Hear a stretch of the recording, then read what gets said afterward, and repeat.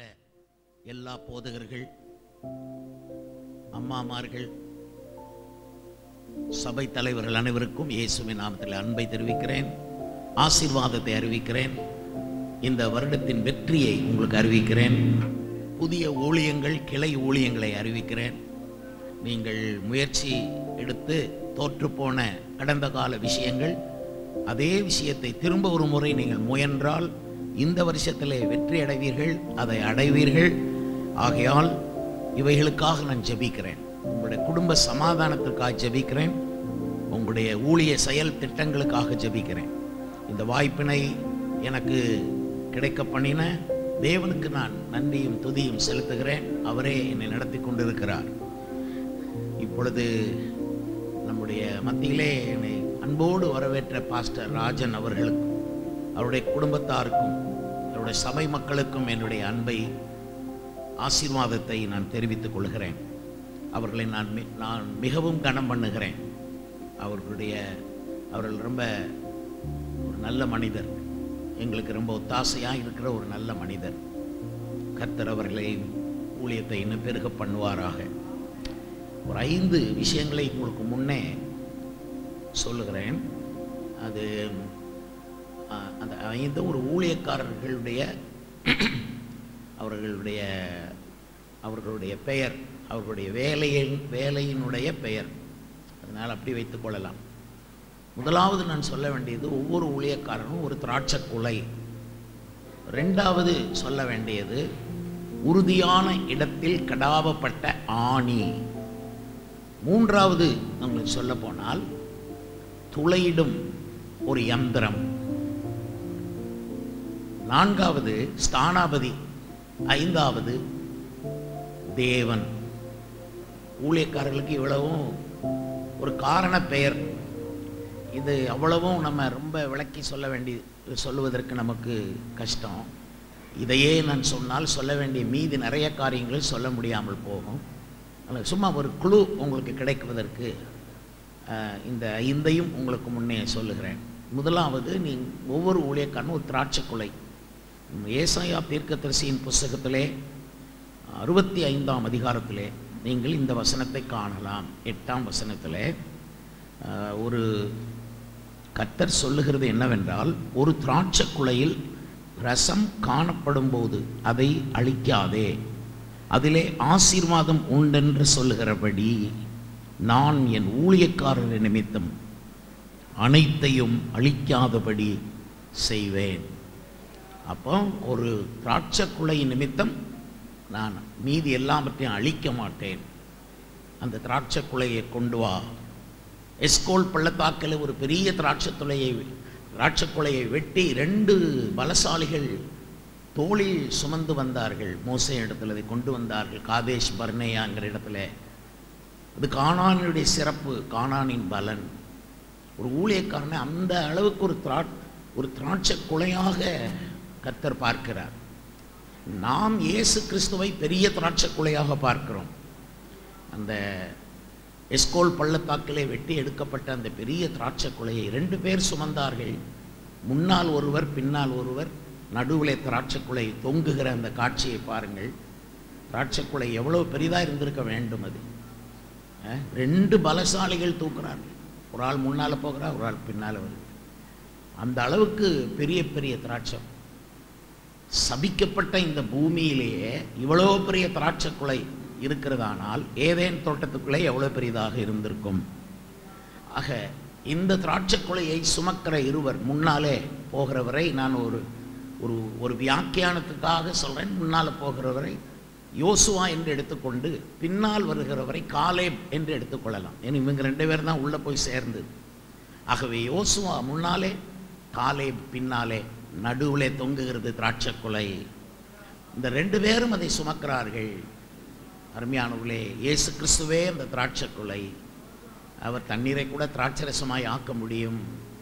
அருமையானவர்களே, இந்த திராட்சை குலையை இயேசு என்கிற அந்த பெரிய திராட்சை குலையை முன்னால் போகிற யோசுவா என்றால் பழைய ஏற்பாட்டு பரிசுத்தவான்கள், பின்னால் வருகிற காலேப் என்றால் புதிய ஏற்பாட்டு பரிசுத்தவான்கள்.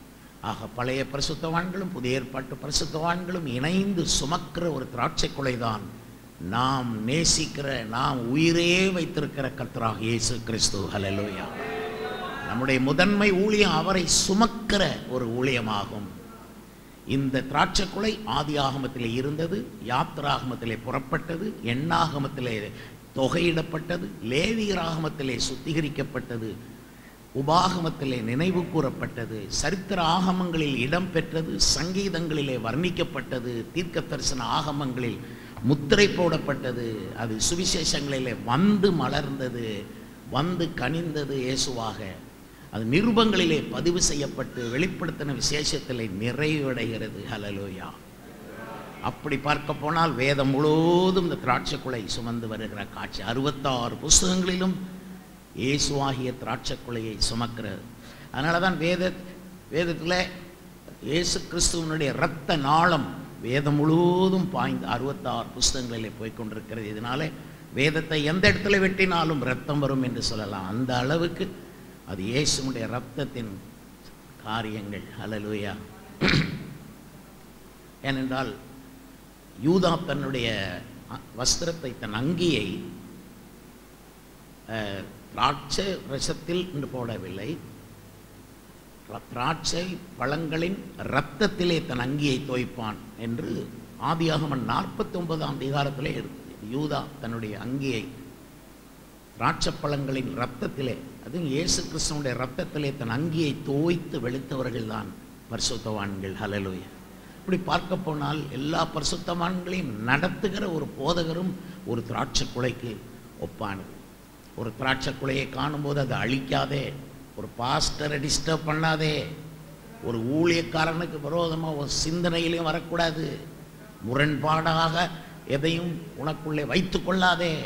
ஒரு திராட்சை குலையை காணும்போது நீ அதை அழித்து விடாதே, அதில் தான் ஜீவன் இருக்கிறது. ஊழியக்காரர் நிமித்தம் அனைத்தையும் அழிக்காதபடி செய்வேன். ஒரு ஊழியக்காரரை கர்த்தர் திராட்சை குலையாய் ஒரு ஊரில் கொடுக்கிறார் என்றால் அந்த ஊருக்கு புண்ணியம். அந்த ஊர்க்காரங்கள்லாம் வந்து அந்த பாஸ்டரை பார்த்து அவளுக்கு சன்மானம் வழங்கணும்.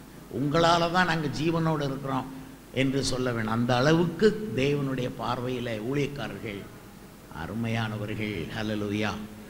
ஆகவே மகனே, மகளே, நீ ஒரு திராட்சை குலை என்பதை மறந்து விடாமல் எச்சரிக்கையாய் கர்த்தருக்கென்று காத்திருக்க வேண்டும். இயேசு திராட்சை குலையோடு இணைஞ்ச ஒரு குலைதான் நீங்களும் நானும். ரெண்டாவது நான் உங்களுக்கு சொன்னது, ஒரு உறுதியான இடத்தில் கடாவப்பட்ட ஒரு ஆணி. இது உங்களுக்கு தெரியும். இது ஏசாயா 22:22 அங்கே வாசிக்கும்போது 22:22 வாசிக்கும்போது, தாவீதின் வீட்டின் திறவுகோலை அவன் தோளின் மேல் வைப்பேன். 23ஆம் வசனத்தை வாசிக்கலாம். அவனை உறுதியான இடத்திலே ஆணியாக கடாவுவேன். பார்த்தீங்களா? அவன் தன் தகப்பன் வீட்டுக்கு மகிமையான சிங்காசனமாக இருப்பான். அவன் உறுதியான இடத்தில் ஆணியாக கடாவுவேன். நீங்கள் இந்த வசனத்தை எங்கிருந்து பார்க்க வேண்டும் என்றால் 20ஆம் வசனத்திலிருந்து. இல்க்கியாவின் குமாரன் எலியாக்கீம் என்னும் என் ஊழியக்காரனை நான் அழைத்து அவனுக்கு அழைப்பு இருக்கிறது. மூத்த ஊழியக்காரர்கள் அப்போஸ்தலருடைய வஸ்திரம் இருக்கிறது, கச்சை, சத்தியமாகிய கச்சை இருக்கிறது, பரிசுத்தாவினுடைய அதிகாரம் இருக்கிறது, அதே வேளையில் தகப்பனுடைய உள்ளம் இருக்கிறது. அவன் தோளிலே தாவீதின் வீட்டின் திறவுகோல் இருக்கிறது. எல்லாம் உங்களை குறித்து தான் பேசுகிறேன். தாவீது வீட்டின் திறவுகோல் தோளில் வைப்பேன். நம்மளை தோளில் சுமக்கக்கூடிய அளவுக்கு திறவுகோல் என்றால் அந்த திறவுகோல் எவ்வளோ பெரிதாக இருக்கும்னு பாரு. அந்த கீ எவ்வளோ பெருசாக இருக்கும். பரலோக ராஜ்யத்தின் திறவுகோள்களை நான் உனக்கு கொடுப்பேன் என்றால் சின்ன திறவுகோலும் இருக்குது, பெரிய திறவுகோலும் இருக்குது. 40 மக்களை ஒரு இடத்துல கூட்டி சேர்த்து அவ்வளோதான் நம்ம வாழ்க்கை அப்படின்னு சொல்லி சின்ன திறவுகோலை பயன்படுத்தி வாழ்கிறத விட பெரிய திறவுகோல் தோளில் சுமக்கக்கூடிய அளவுக்கு திறவுகோலை தேவனிடத்தில் பெற வேண்டும். ஆண்டவர் இயேசு இந்த திறவுகோலை சுமந்தார் என்று சொல்ல வேண்டும். ஏனென்றால் அவர் பிலாத்துவின் அரண்மனையிலிருந்து கபாலஸ்தலம் என்ற இடத்து வரைக்கும் சுமந்தது இந்த திறவுகோல். அதை சிலுவை என்று நாம் சொல்லுகிறோம். கர்த்தருக்கு ஸ்தோத்திரம். சிலுவையின் உபதேசம் திறக்கும், இதயங்களை திறக்கும், ஊரை திறக்கும், கண்டங்களை திறக்கும், தேசங்களை திறக்கும் திறவுகோல். கர்த்தருக்கு ஸ்தோத்திரம். சிலுவையின் உபதேசம் திரும்ப திரும்ப அதையே பேசுங்க, அப்பதான் திறப்பு ஏற்படும். இதயங்கள் அப்பதான் திறக்கும். உங்க ஞானம், உங்க விஞ்ஞானம், உங்க வேத சாஸ்திரம், உங்களுடைய மீதி கதைகளெல்லாம் ஒதுக்கி வைத்துவிட்டு இந்த வருடம் சிலுவை பாடு மரணத்தை உருகி உருகி வர்ணியுங்கள். அதை வர்ணிக்க தெரியாதவர்கள் யாராக இருந்தால் நீங்கள் ஊழியத்துக்கு அழைக்கப்படவில்லை. இயேசுவின் பாடு மரணத்தை ஜனங்களுடைய இதயத்தில் கண்ணீர் வரக்கூடிய அளவுக்கு நீங்கள் உருக்கமாக விவரிக்க வேண்டும். அதற்குத்தான் தேவன் நமக்கு உயிரை கொடுத்து வச்சிருக்கிறார். சாப்பாடு போட்டு நம்மை வளர்க்கிறார். எதுக்கு? ஊர்க்கதை பேசுறதுக்கு இல்லை, வெட்டி பேச்சு மேடையில் பேசுறதுக்கு அல்ல, அநாகரிகமான வார்த்தைகளை மேடையிலே பேசுவதற்கு அல்ல. நண்பர்களே, நேயர் விருப்பத்துக்காக நாம் இங்கே நிற்கவில்லை, நேசர் விருப்பத்திற்காக தான் இங்கே நிற்கிறோம். மக்களை பிரியப்படுத்தினால், நான் மனுஷருக்கு பிரியமாய் ஊழியம் செய்தால் நான் ஊழியக்காரன் அல்ல என்று பவுல் எழுதுகிறார். ஆகவே அவரை பிரியப்படுத்துங்கள். அவருடைய கல்வாரி அன்பை உருக்கி சொல்லுங்கள். அதை உருக்கி சொல்வதற்கு, உருக்கமாய் சொல்வதற்கு தவம் இருங்கள், உபவாசம் இருங்கள். நீங்கள் வேற நிறைய கொள்கைக்குள்ள போகனால் திரும்பி வராதபடி சிக்குவீர்கள். கல்வாரிக்குள் நுழையுங்கள், அன்புக்குள் நுழையுங்கள், அதையே விவரியுங்கள். கல்வாரி பாட்டை ஒரு 10-20 பாட்டு நல்லா உங்களுக்கு தெரியணும். கண்ட பாட்டையும் பாடுறதை விட கல்வாரி பாட்டு பாடினால் உள்ளமெல்லாம் உருகும், மனிதர்கள் ரட்சிக்கப்படுவார்கள். கல்வாரியினுடைய அந்த பாடு மரண அந்த சம்பவத்துக்கு இழுக்கும் சக்தி உண்டு, ஈர்ப்பு சக்தி அதற்கு உண்டு. அது ஒரு காந்தம் போன்றது. பவுல் சொல்லுகிறார், நான் வேற எதையும் பேசவில்லை, சிலுவையில் அறையப்பட்ட அவரையே பேசுகிறேன் என்றார். அதனால் தயவு செய்து இந்த வருஷத்தில் எல்லாரும் உருக்கமாக இயேசுவின் பாடு மரணங்களை விவரியுங்கள். திரும்ப திரும்ப அதை சொல்லுங்க. அதை ஒருத்தனுக்கு போர் அடிக்க நினையாதீங்க, அது போர் அடிக்காது. அது திரும்ப திரும்ப இன்னைக்கு தான் இயேசு சிலுவையில் அறையப்பட்ட மாதிரி தான் இருக்கும். அது அவ்வளவு உணர்வாக இருக்கும். உங்கள் வேத சாஸ்திரத்தை அது ஜெயிக்கணும். கல்வாரி பாடு மரணம் அதை விஸ்தரிக்கும் விஸ்தாரம். கல்வாரி பாடல். ஒரு பிரதரை பார்த்து ஒரு கல்வாரி பாட்டை பாடுங்கன்னு சொன்னேன், எனக்கு தெரியாதுன்னு சொன்னேன். அபத்தம், ரொம்ப தவறானது. நிறைய பேர் ஆராதனை பாட்டுகளில் ரொம்ப பழகி போனாங்க. ஆராதனை பாட்டெல்லாம் இருக்கட்டும், கல்வாரி பாட்டை நல்லா உயர்த்தி பாடுங்க. கர்த்தருக்கு ஸ்தோத்திரம். அப்பதான் ஆத்மாக்கள் ஈர்க்கப்படுவாங்க, இழுக்கப்படுவாங்க, ரட்சிக்கப்படுவாங்க. மெய்யான திராட்சைக்குலை இயேசு, நீங்களும் தான். என்னைக்கு நான் ஒரு திராட்சைக்குலையாகத்தான் நான் நினைக்கணும், நீங்களும் நினைக்கணும். சில வேளை நம்மளை பிழிஞ்சி தான் இங்கே மக்கள் ஆசீர்வதிக்கப்படணும். சொகுசா வாழணும்னா ஊழியத்துக்கு வர வேண்டாம், பிழிஞ்சி ஒப்பு கொடுக்கணும். திராட்சை ரசம். நான் ஒருவனாய் ஆலையை மிதித்தேன், ஒருவனும் என்னோடு இருக்கவில்லை. அந்த ஆலையிலே திராட்சை குலையை போடுகிறதும் பாருங்கள். எனவே நீங்களும் நான் ஒரு திராட்சை குலை, நீங்களும் நானும் ஒரு உறுதியான இடத்தில் கடாவப்பட்ட ஆணி. கர்த்தருக்கு ஸ்தோத்திரம். ஒரு ஊழியக்காரனை ஆண்டவர் எப்படிலாம் உருவாக்கி அவனை சொல்றார்.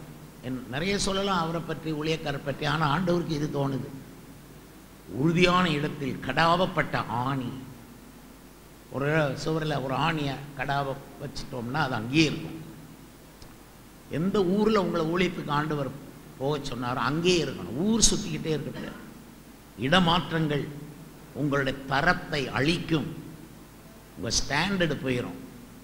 எந்த இடத்துல போட்டாலும் அங்கேயே கிடக்கணும். அடிக்கடி டிரான்ஸ்ஃபர், அடிக்கடி இடமாற்றங்கள் உதவாது. சில ஊழியக்காரர்கள் ஒரே இடத்துல இருக்க அவனால முடியாது. ஞாயிற்றுக்கிழமை ஆராதனையை வேக வேகமாக நடத்திட்டு கிளம்பிடுவாங்க. இங்கெல்லாம் எங்கே போகிறாங்கன்னு கண்டே பிடிக்க முடியாது. தான் சபையிலேயே உட்கார்ந்துருந்தா அந்த சபை நிச்சயமாக வளரும். உறுதியான இடத்துல நினைக்காதீங்க இன்னொரு இடத்துக்கு போயிடணும்னு நினச்சிறேன். அவ்வளோ கஷ்டம் இருக்கும் ஊழியத்தில். இன்னும் கொஞ்சம் காலம்தான். இன்னும் கொஞ்சம் காலம்தான் நீ கஷ்டப்படணும், இன்னும் 10 நாள் நீ உபத்திரவப்படுவாய், அதுக்கப்புறம் விடுதலை உனக்கு இருக்கு. அதே இடத்துல நீ வெட்கப்பட்ட இடத்துல உன்னை வெட்கப்படுத்தினார்கள் நிறைய, அங்கே கர்த்தர் உன்னை உயர்த்தி வைத்து அவருடைய நேரம் வருகிறது. இந்த வருடத்தின் சில மாதங்களுக்குள் கர்த்தர் உனக்கு அந்த இடத்தை கொடுக்க போகிறார். அவசரப்பட்டு ஊர் மாத்தாதீங்க, இடம் மாத்தாதீங்க. கர்த்தர் அதே இடத்துல உன்னை ஆசீர்வதிப்பார். உறுதியான இடத்திலே உன்னை ஆணியாக கடவுவேன். ஒரு பாஸ்டராக அழைக்கப்பட்டால் பாஸ்டராகவே இரு. நாங்களாம் அடிக்கடி பிளான் மாற்றுறதில்லை, அழைப்பில் நிற்கணும். 56 ஆண்டுகள் கடந்து 57வது ஆண்டு நான் பாஸ்டராக இருக்கிறேன். நான் இந்த உலகத்தில் எந்த ஊருக்கும் போய் பிரசங்கம் பண்ணுவேன், ஆனால் பாஸ்டர்ங்கிற அந்த அந்தஸ்து தான் இருக்கிற ஊழியத்திலெல்லாம் மேலான ஊழியமாக காண்கிறேன். கர்த்தருக்கு ஒரு ஸ்தல பாஸ்டரை போல பிறரோடு ஒப்பிடவே முடியாது, அவரை ஒப்பிட முடியாது. அவ்வளவு அவருக்குள்ள அவ்வளவு இன்வெஸ்ட்மெண்ட் இருக்குது. கர்த்தருக்கு ஸ்தோத்திரம். அதனால் அங்கங்கே போகணும் அப்படின்னு நினையாம ஒரே இடத்துல இருந்து சாதிங்க. ஆண்டவருக்கு ஸ்தோத்திரம். ஒரு ஊரில் ஒரு பாஸ்டர் என்னை பிரசங்கத்தை கூப்பிட்டுருந்தார். ரொம்ப காலத்துக்கு முந்தி நான் போய் 3 நாள் கூப்பிட்டுருந்தார், போயிருந்தேன். முதல் நாளில் அவர் என்னை அறிமுகப்படுத்தும் போது சொன்னார், நான் இங்கே ரொம்ப காலம் எல்லாம் இருக்க போகிறதில்ல, சீக்கிரம் இந்த இடத்த விட்டு போயிடுவேன். இப்பொழுது பாஸ்டர் ரத்னபால் வந்து பிரசங்கம் பண்ணுவார். இப்போ எனக்கு என்ன தோணும், நீ ஊரை விட்டு போகிறவனா இருக்கியே, உனக்கு நான் என்னத்துக்கு பிரசங்கம் பண்ணணும் என்று தான் நினைப்பேன். ஆனாலும் பிரசங்கம் பண்ணிவிட்டு ஒரு பிரசங்கத்தை ரிசர்வ் பண்ணிட்டேன், ஒரு பிரசங்கத்தை பண்ணிட்டேன். ஒன்றை ரிசர்வ் பண்ணிட்டு நினச்சேன், அந்த போதகரை இன்னைக்கு கூப்பிட்டு இந்த பிரசங்கத்தை பண்ணணும்னு சொல்லி மொட்டை மாடியில் போய் உலாவ புறப்பட்டேன். அவர் கூட்டம் முடிஞ்சு எல்லாருக்கும் சாப்பாடு பரிமாறி, கன்வென்ஷனில் அந்த காலத்தில் சாப்பாடு எல்லாம் பண்ணிவிட்டு பாஸ்டர் எங்கேன்னு தேடினா காணும்.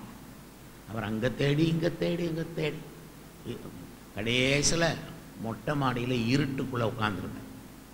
அவர் என்னை தேடி வருவார்னு தெரியும், யாரோ சொல்லிட்டாங்க இங்கே இருக்காருன்னு வந்தார்.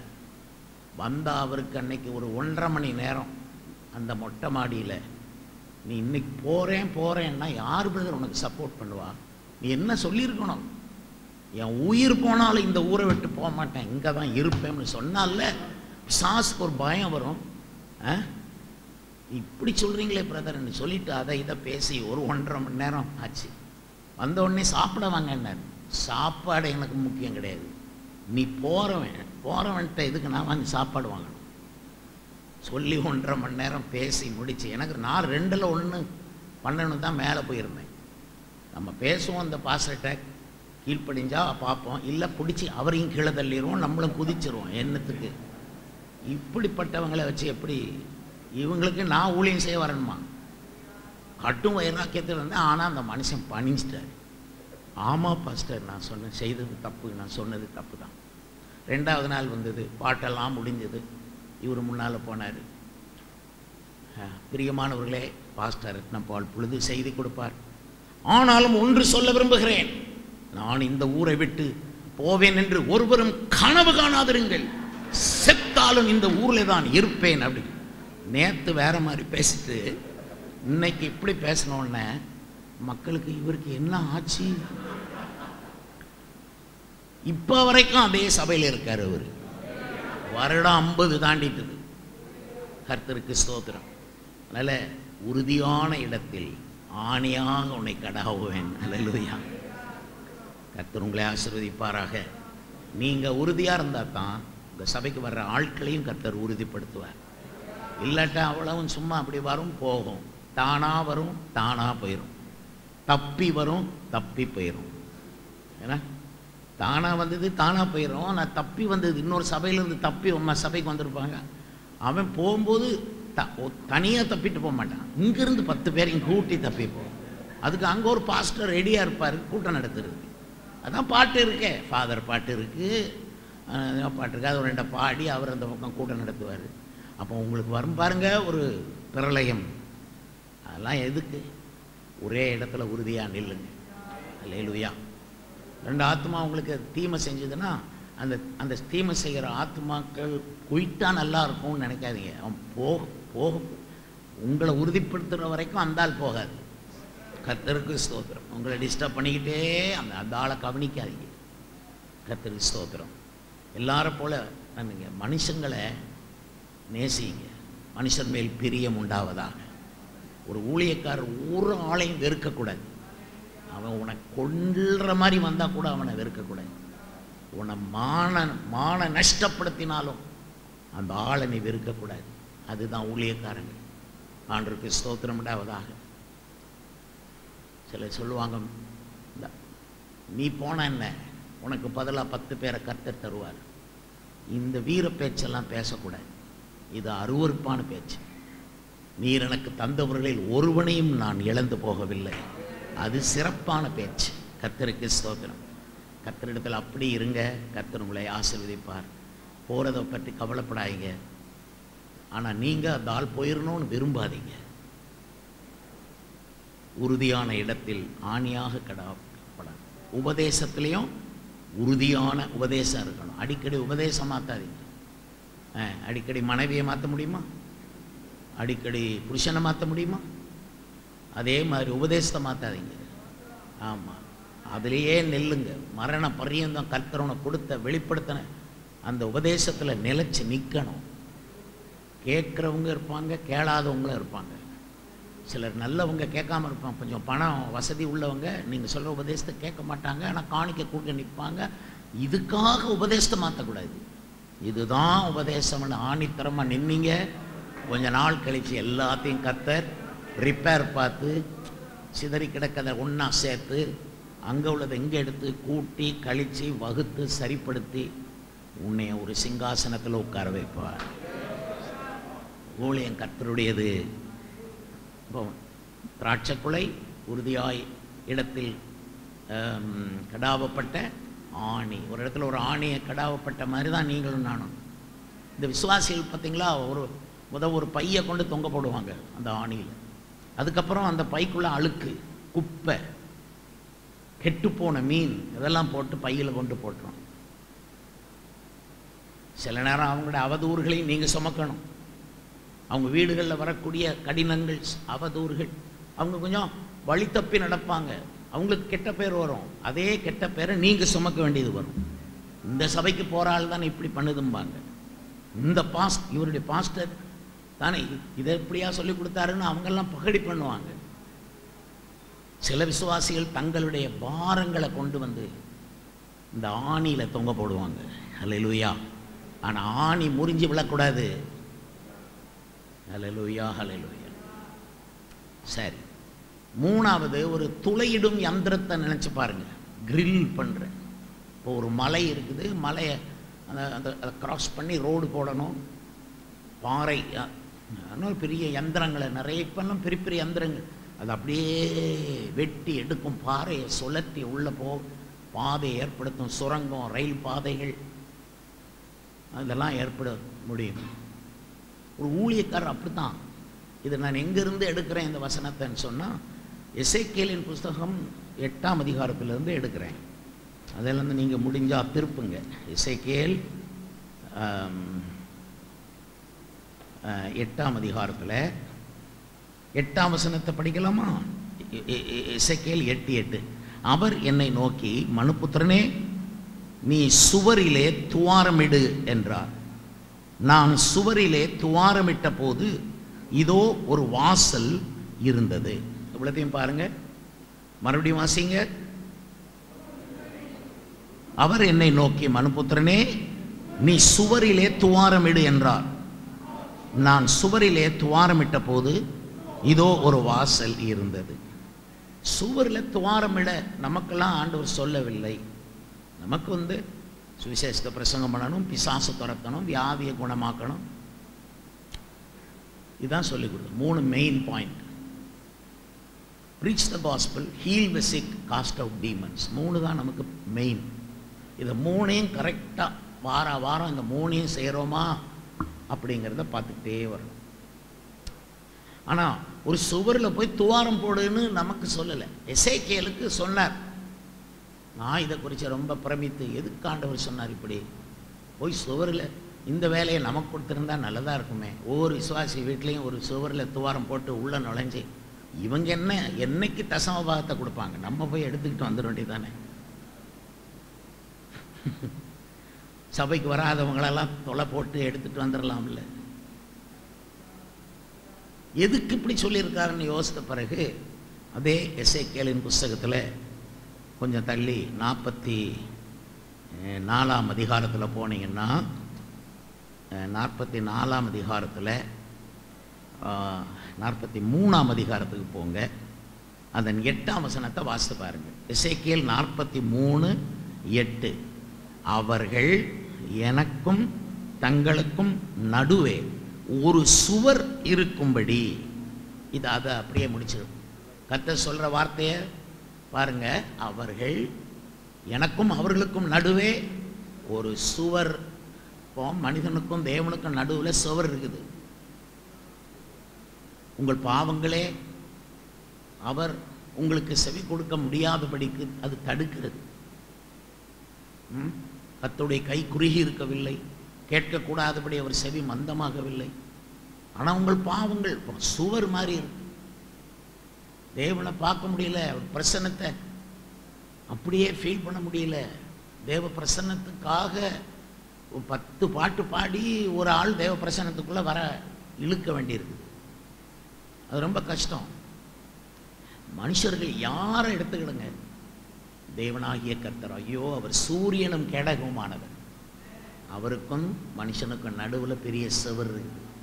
அவருடைய மகிமையை பார்க்க முடியாது, அவர்கிட்ட இரக்கம் பெற முடியாது, கிருபையை பெற முடியாது, அவருடைய உதவியை பெற முடியாது. என்ன இவனும் தான் இதயத்தை ஹவு கிரேட் யூ ஆர், அவர் எவ்வளவு பெரியவர்னு இவனுக்கு கண்டே பிடிக்க முடியாது. ஏன்னா சுவர் இருக்குது நடுவில்.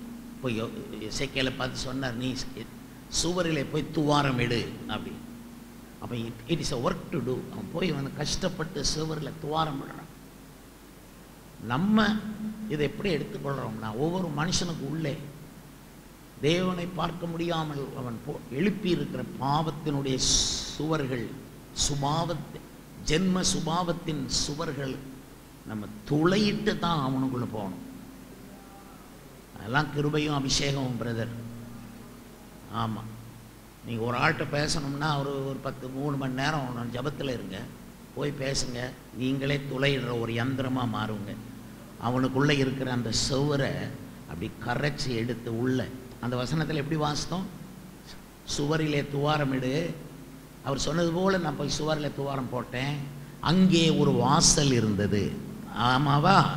அப்போ எந்த கல் நெஞ்சம் பிடிச்ச ஆளாக இருந்தால் நீங்கள் பேசுகிற பேச்சில் ஒரு கூர்மை, ஒரு பவர், ஒரு உருக்கும் சக்தி அந்த ஆளை, அந்த சுவரை அப்படி துளையிடுற மாதிரி மாறி அந்த உள்ள பார்ப்பீங்க, அங்கே ஒரு வாசல் இருக்கும். அந்த வாசல் தான் இயேசுக்குரிய வாசல்.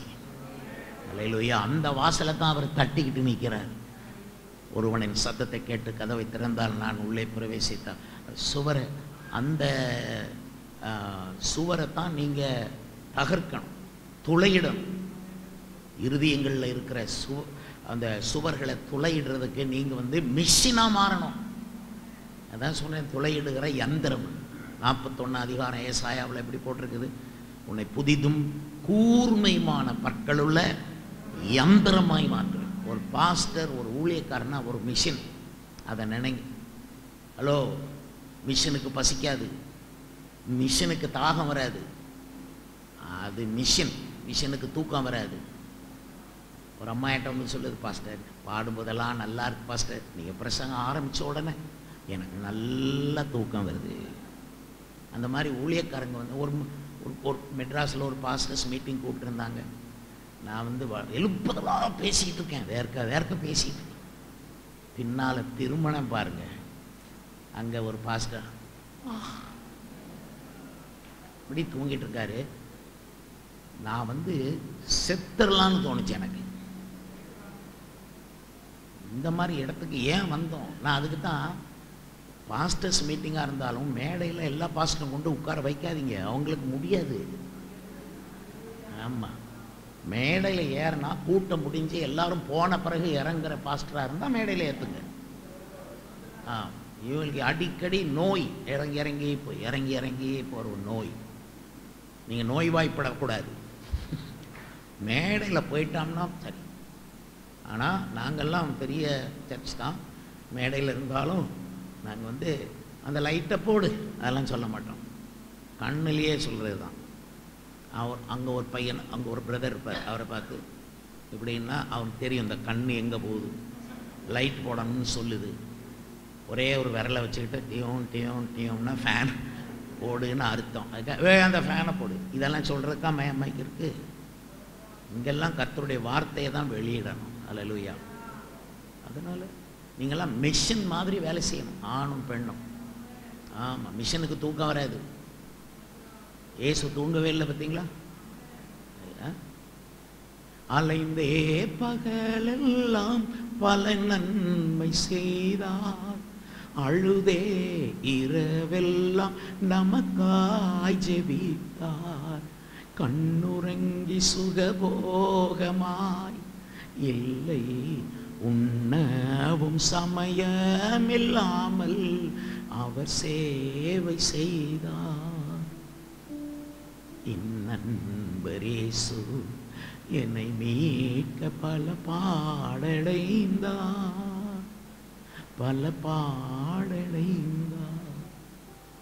உண்ணவும் சமயமில்லாமல் திரளான ஜனங்கள் அவருக்கு நெருக்கி வந்தார்களாம். சாப்பிடுகிறதற்கும் அவருக்கு சமயமில்லாதபடி திரளான மக்கள். ஊழியம் செஞ்சால் அப்படி உள்ள ஊழியம் செய்யணும். விரும்பினீங்கன்னா அது வரும். மிஷினாக மாறணும். பிரசங்கத்துக்கு எழும்புனா தண்ணி குடிக்காம பிரசங்கம் பண்ணணும். மிஷன் இது பிரியமானவர்களே. ஒரு அல்லேலூயா சொல்லுங்கள். உடனே உங்களுக்கு சொல்ல பாஸ்டர் மாதிரி செய்கிறத சொல்ல. பிரியமானவர்களே ஒரு அல்லேலூயா சொல்லுங்கள்.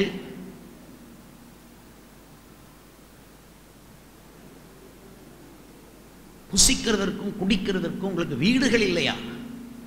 போ. அதுக்கு தான் பிரசங்கத்துக்கு வர்றதுக்கு முந்தி எல்லாம் கரெக்டாக இருக்கான்னு பார்த்து வெந்நீரெல்லாம் குடிச்சிட்டு வந்து 1 மணி நேரமாவது எனக்காக விழித்திருக்கக்கூடாதா? ஆமாவா?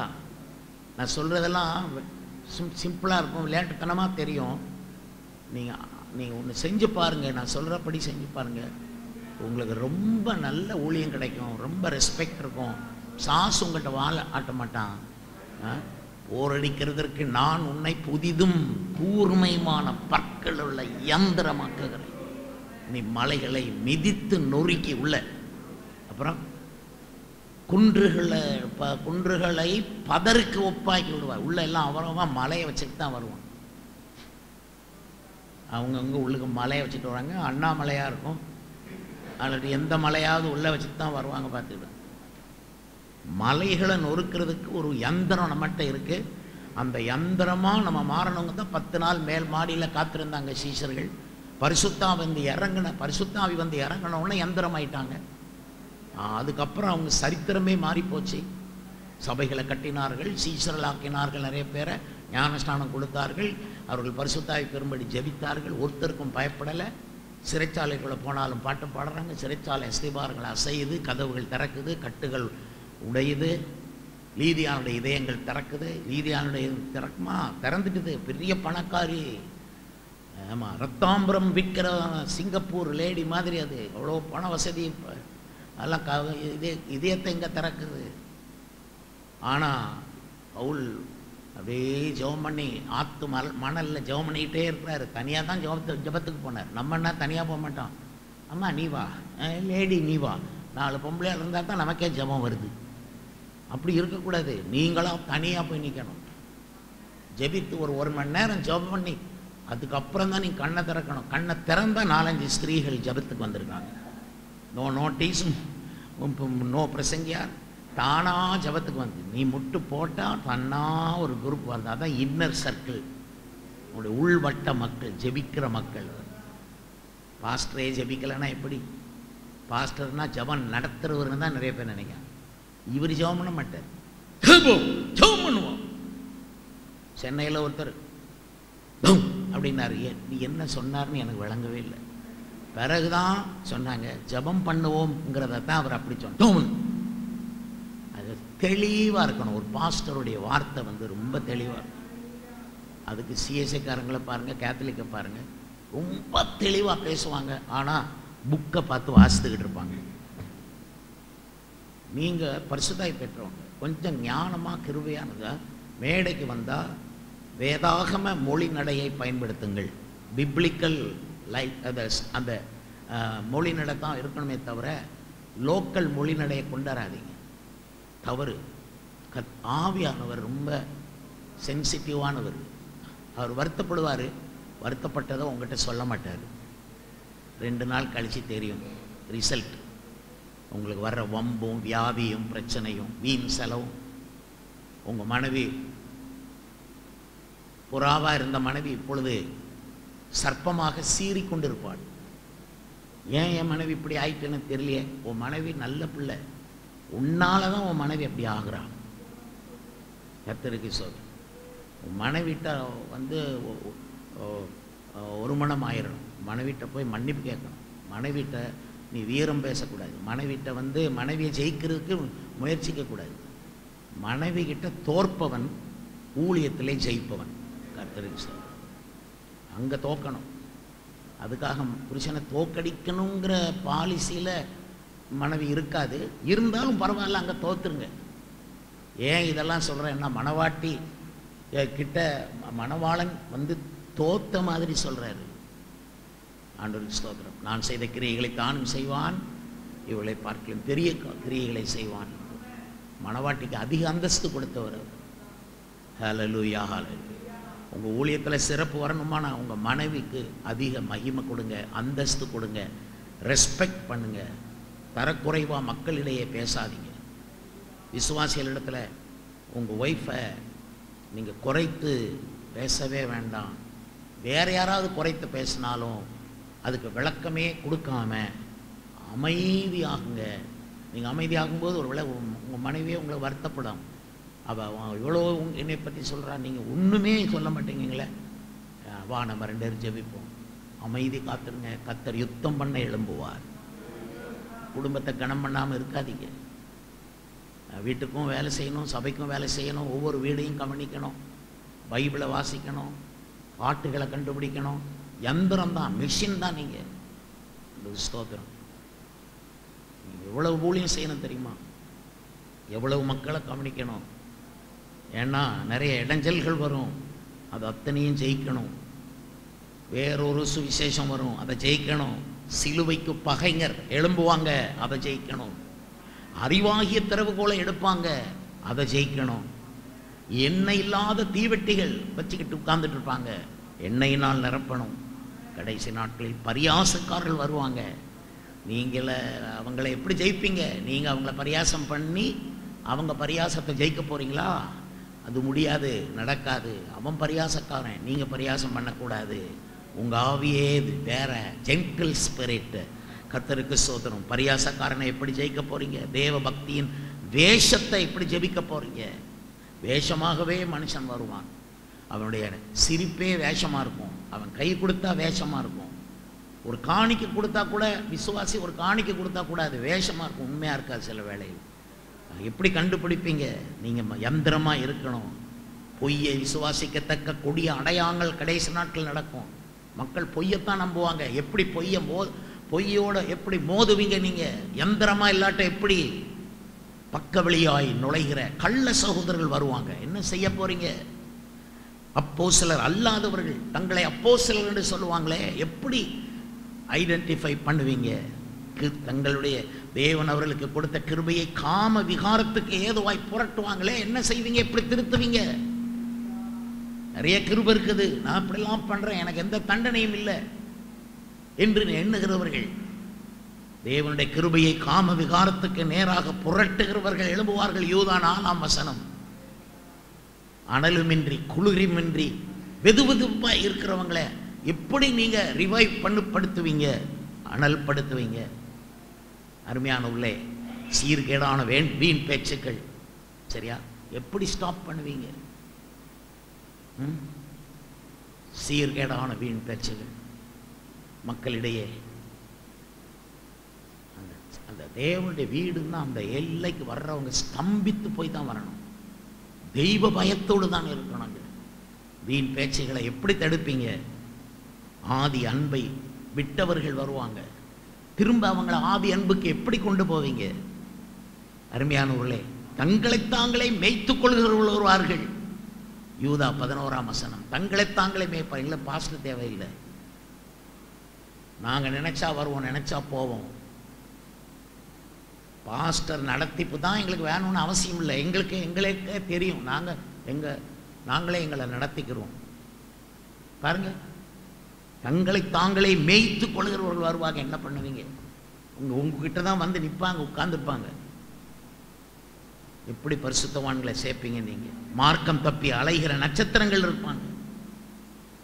ஒரு வாரம் வருவாங்க, அடுத்த வாரம் எங்கேயோ போயிருப்பாங்க. அவன் மார்க்கம் தப்பி அலைஞ்சிக்கிட்டே இருப்பான். எப்படி அவனை அலைய விடாம அவன் சபையில் அவன் கால் ஊன்றி இருக்கும்படி செய்கிறது எப்படி? அருமையானவர்களே, விசுவாச துரோகம் முந்தி நேரிடும். விசுவாச துரோகம் அவ்வளோ. விசுவாசம்னா ஒரு நாய் ஒரு எஜமானன்கிட்ட விசுவாசமா இருக்கு, ஆனா ஒரு நாய் துரோகம் பண்ணாது. ஆனா விசுவாசத்துக்கு துரோகம் பண்றவங்களை நீங்க பார்த்துருப்பீங்க. கடைசி காலத்தில் நிறைய பேர் விசுவாசத்துக்கு துரோகம் பண்ணுவாங்க. ஊட்டி வளர்த்திருப்பீங்க, எட்டி மிதிப்பாங்க, வாய் வந்தபடி பேசுவாங்க. என்ன பண்ண போறீங்க? இதெல்லாம் தாண்டி நீங்க ஊழியத்தில் ஜெயிக்கணும்னா என்ன செய்ய போறீங்க? விசுவாச துரோகம் அது மட்டும் இல்லை, உடன்படிக்கைக்கு துரோகம் பண்ணுவார்களாம். அந்தி கிறிஸ்து என்ன பண்ணுவானா, உடன்படிக்கைக்கு துரோகம் பண்ணினவர்களை அனுசரிப்பான்னு தானியேல் 11 இருக்கு. உடன்படிக்கைக்கு யார் துரோகம் பண்றான்னு பார்த்துக்கிட்டே வருவான் அந்தி கிறிஸ்து. உடன்படிக்கைனா இயேசுவோடு செய்த உடன்படிக்கை, ஞானஸ்நானோடு, அது மட்டும் இல்லை. உன் மனைவியோடு நீ செய்த உடன்படிக்கை, உன்னோட சபையோடு நீ செய்த உடன்படிக்கை, ஸ்தாபனத்தோடு செய்த உடன்படிக்கை, அதுக்கு துரோகம் பண்ணக்கூடாது. ஒரு ஸ்தாபனம் உங்களை நம்பி இருக்குன்னா அதுக்கு துரோகம் பண்ணக்கூடாது. உங்க தலைமை போதகரோடு கூட நீங்கள் உடன்படிக்கை பண்ணியிருந்தால் துரோகம் பண்ணக்கூடாது. ஆனால் உடன்படிக்கைக்கு துரோகம் செய்வார்கள். மங்கீரும் எரியும் திரிகளை பார்ப்பீங்க, நெறிந்த நாணல்களை பார்ப்பீங்க, தேங்கி நிற்கும் தண்ணீர் போன்றவர்களை பார்ப்பீங்க. நீங்க உங்களுக்கு நிறைய வேலை இருக்கு. ஹல்லேலூயா, ஹல்லேலூயா. நிறைய வேலை இருக்கு. சத்தியத்தை விட்டு கட்டு கதைகளுக்கு செவி கொடுப்பார்கள். உங்க கதையை மட்டும்தான் மனசுல வைப்பாங்க, சத்தியத்தை மனசுல வைக்க மாட்டாங்க. அன்றாட பலி நீக்கி போடும். அன்றாட பலி ஏத்துக்கிற மாட்டாங்க. அதாவது டெய்லி ஆராதனை, அதிகாலை 5 மணிக்கு இங்க பிரேயர் இருக்கு. அந்த மாதிரி உங்க சபைகள்ல அன்றாட பலி இருக்கணும். வாராந்திர பலி, மாதாந்திர பலி. சில பாரம்பரிய சபைகள்ல வருடாந்திர பலி தான் இருக்கு. பழக்குங்க உங்க விசுவாசிகள், அன்றாட பலியில பழக்குங்க. தினமும் கர்த்தருக்கு ஸ்தோத்திரம். அருமையானவர்களே, பரிசுத்த ஸ்தலம் தள்ளுண்டது. 8:11 தானியேல். பரிசுத்த ஸ்தலத்தை தள்ளிடுவோம். அவங்க பரிசுத்த ஸ்தலத்தினுடைய மதிப்பு, மாட்சிமை, அதன் மகிமை, அதை தேடி நாடி ஓடும் இதயம். 1000 நாளை பார்க்க வீட்டில் செல்லும் ஒரே பிரகாரங்களில் செல்லும் ஒரே நாள் எனக்கு நல்லது. நான் வேணா வாசற்படையில் உட்காந்துட்டு போறேன். அந்த ஆலயத்தினோட மதிப்பு, மகிமை. ஆண்டவருக்கு ஸ்தோத்திரம். விசுவாசிகளுக்கு அந்த தேவ ஆலயத்தினுடைய சபையினுடைய மகிமை நீங்க வெளிப்படுத்தணும். இது எல்லாத்துக்கும் உங்களுக்கு எவ்வளவு வேலை இருக்கு தெரியுமா? உங்களுக்கு ஆக்சுவலி நமக்கு நேரம் இல்லை. அதனால சும்மா தேவையில்லாத கூட்டங்களை வச்சு நேரத்தை போக்காதீங்க. அர்த்தமில்லாத விஷயங்களை பேசுகிற ஆட்களை கூப்பிட்டு நேரத்தை போக்காதீங்க. Don't waste your time. 2024 ஒவ்வொரு நேரமும் மணி நேரமும் முக்கியம். கர்த்தருக்கு ஸ்தோத்திரம். அருமையானவர்களே, தாங்களே கேட்டுக்கு அடிமையாக இருந்தோம். சுயாதீனத்தை வாக்கு பண்ணுகிறவர்கள் வருவாங்க. நீங்க என்ன பண்ண போறீங்களோ எனக்கு தெரியல. சுயாதீனத்தை வாக்கு பண்ணுவாங்களாம். எல்லாம் நம்ம ஃப்ரீயா இருக்கணும், யாருக்கும் கட்டுப்படக்கூடாது, எந்த பாஸ்டருக்கு கீழே நம்ம வந்துடக்கூடாது, எந்த பாஸ்டருக்கும் நாம அக்கௌண்டபிளா இருக்கக்கூடாது. என் ராஜ்யம் எங்க இருக்கு, நான் ஏன் இஷ்டப்படி வருவேன், இஷ்டப்படி போவேன். எங்கே பிரசங்கத்துக்கு கூப்பிட்டாலும் போயிடுவேன். அது எவ்வளோ பெரிய தப்பு தெரியுமா? கூப்பிட்ட இடத்துக்கெல்லாம் போகக்கூடாது கணக்குப்படி. நீங்கள் சொல்லுவீங்க, பாஸ்டர் நீங்கள் வந்திருக்கீங்களே, அதுக்கு இவ்வளோ நாள் கூப்பிட்டு வந்திருக்குன்னு வைங்க, வச்சுக்கிறோம். எல்லா இடத்துக்கும் போகக்கூடாதுன்னு நான் சொல்லலை. ஆனால் இப்படி ஓயாமல் உங்கள் சபையை விட்டுட்டு வெளியே பிரசங்கத்துக்கு போகிறீங்களே, எவ்வளோ தூரம் அது தவறு தெரியுமா உங்களுக்கு? இந்த இவ்வளோண்டு காணிக்கைக்காக அப்படி போவீங்க.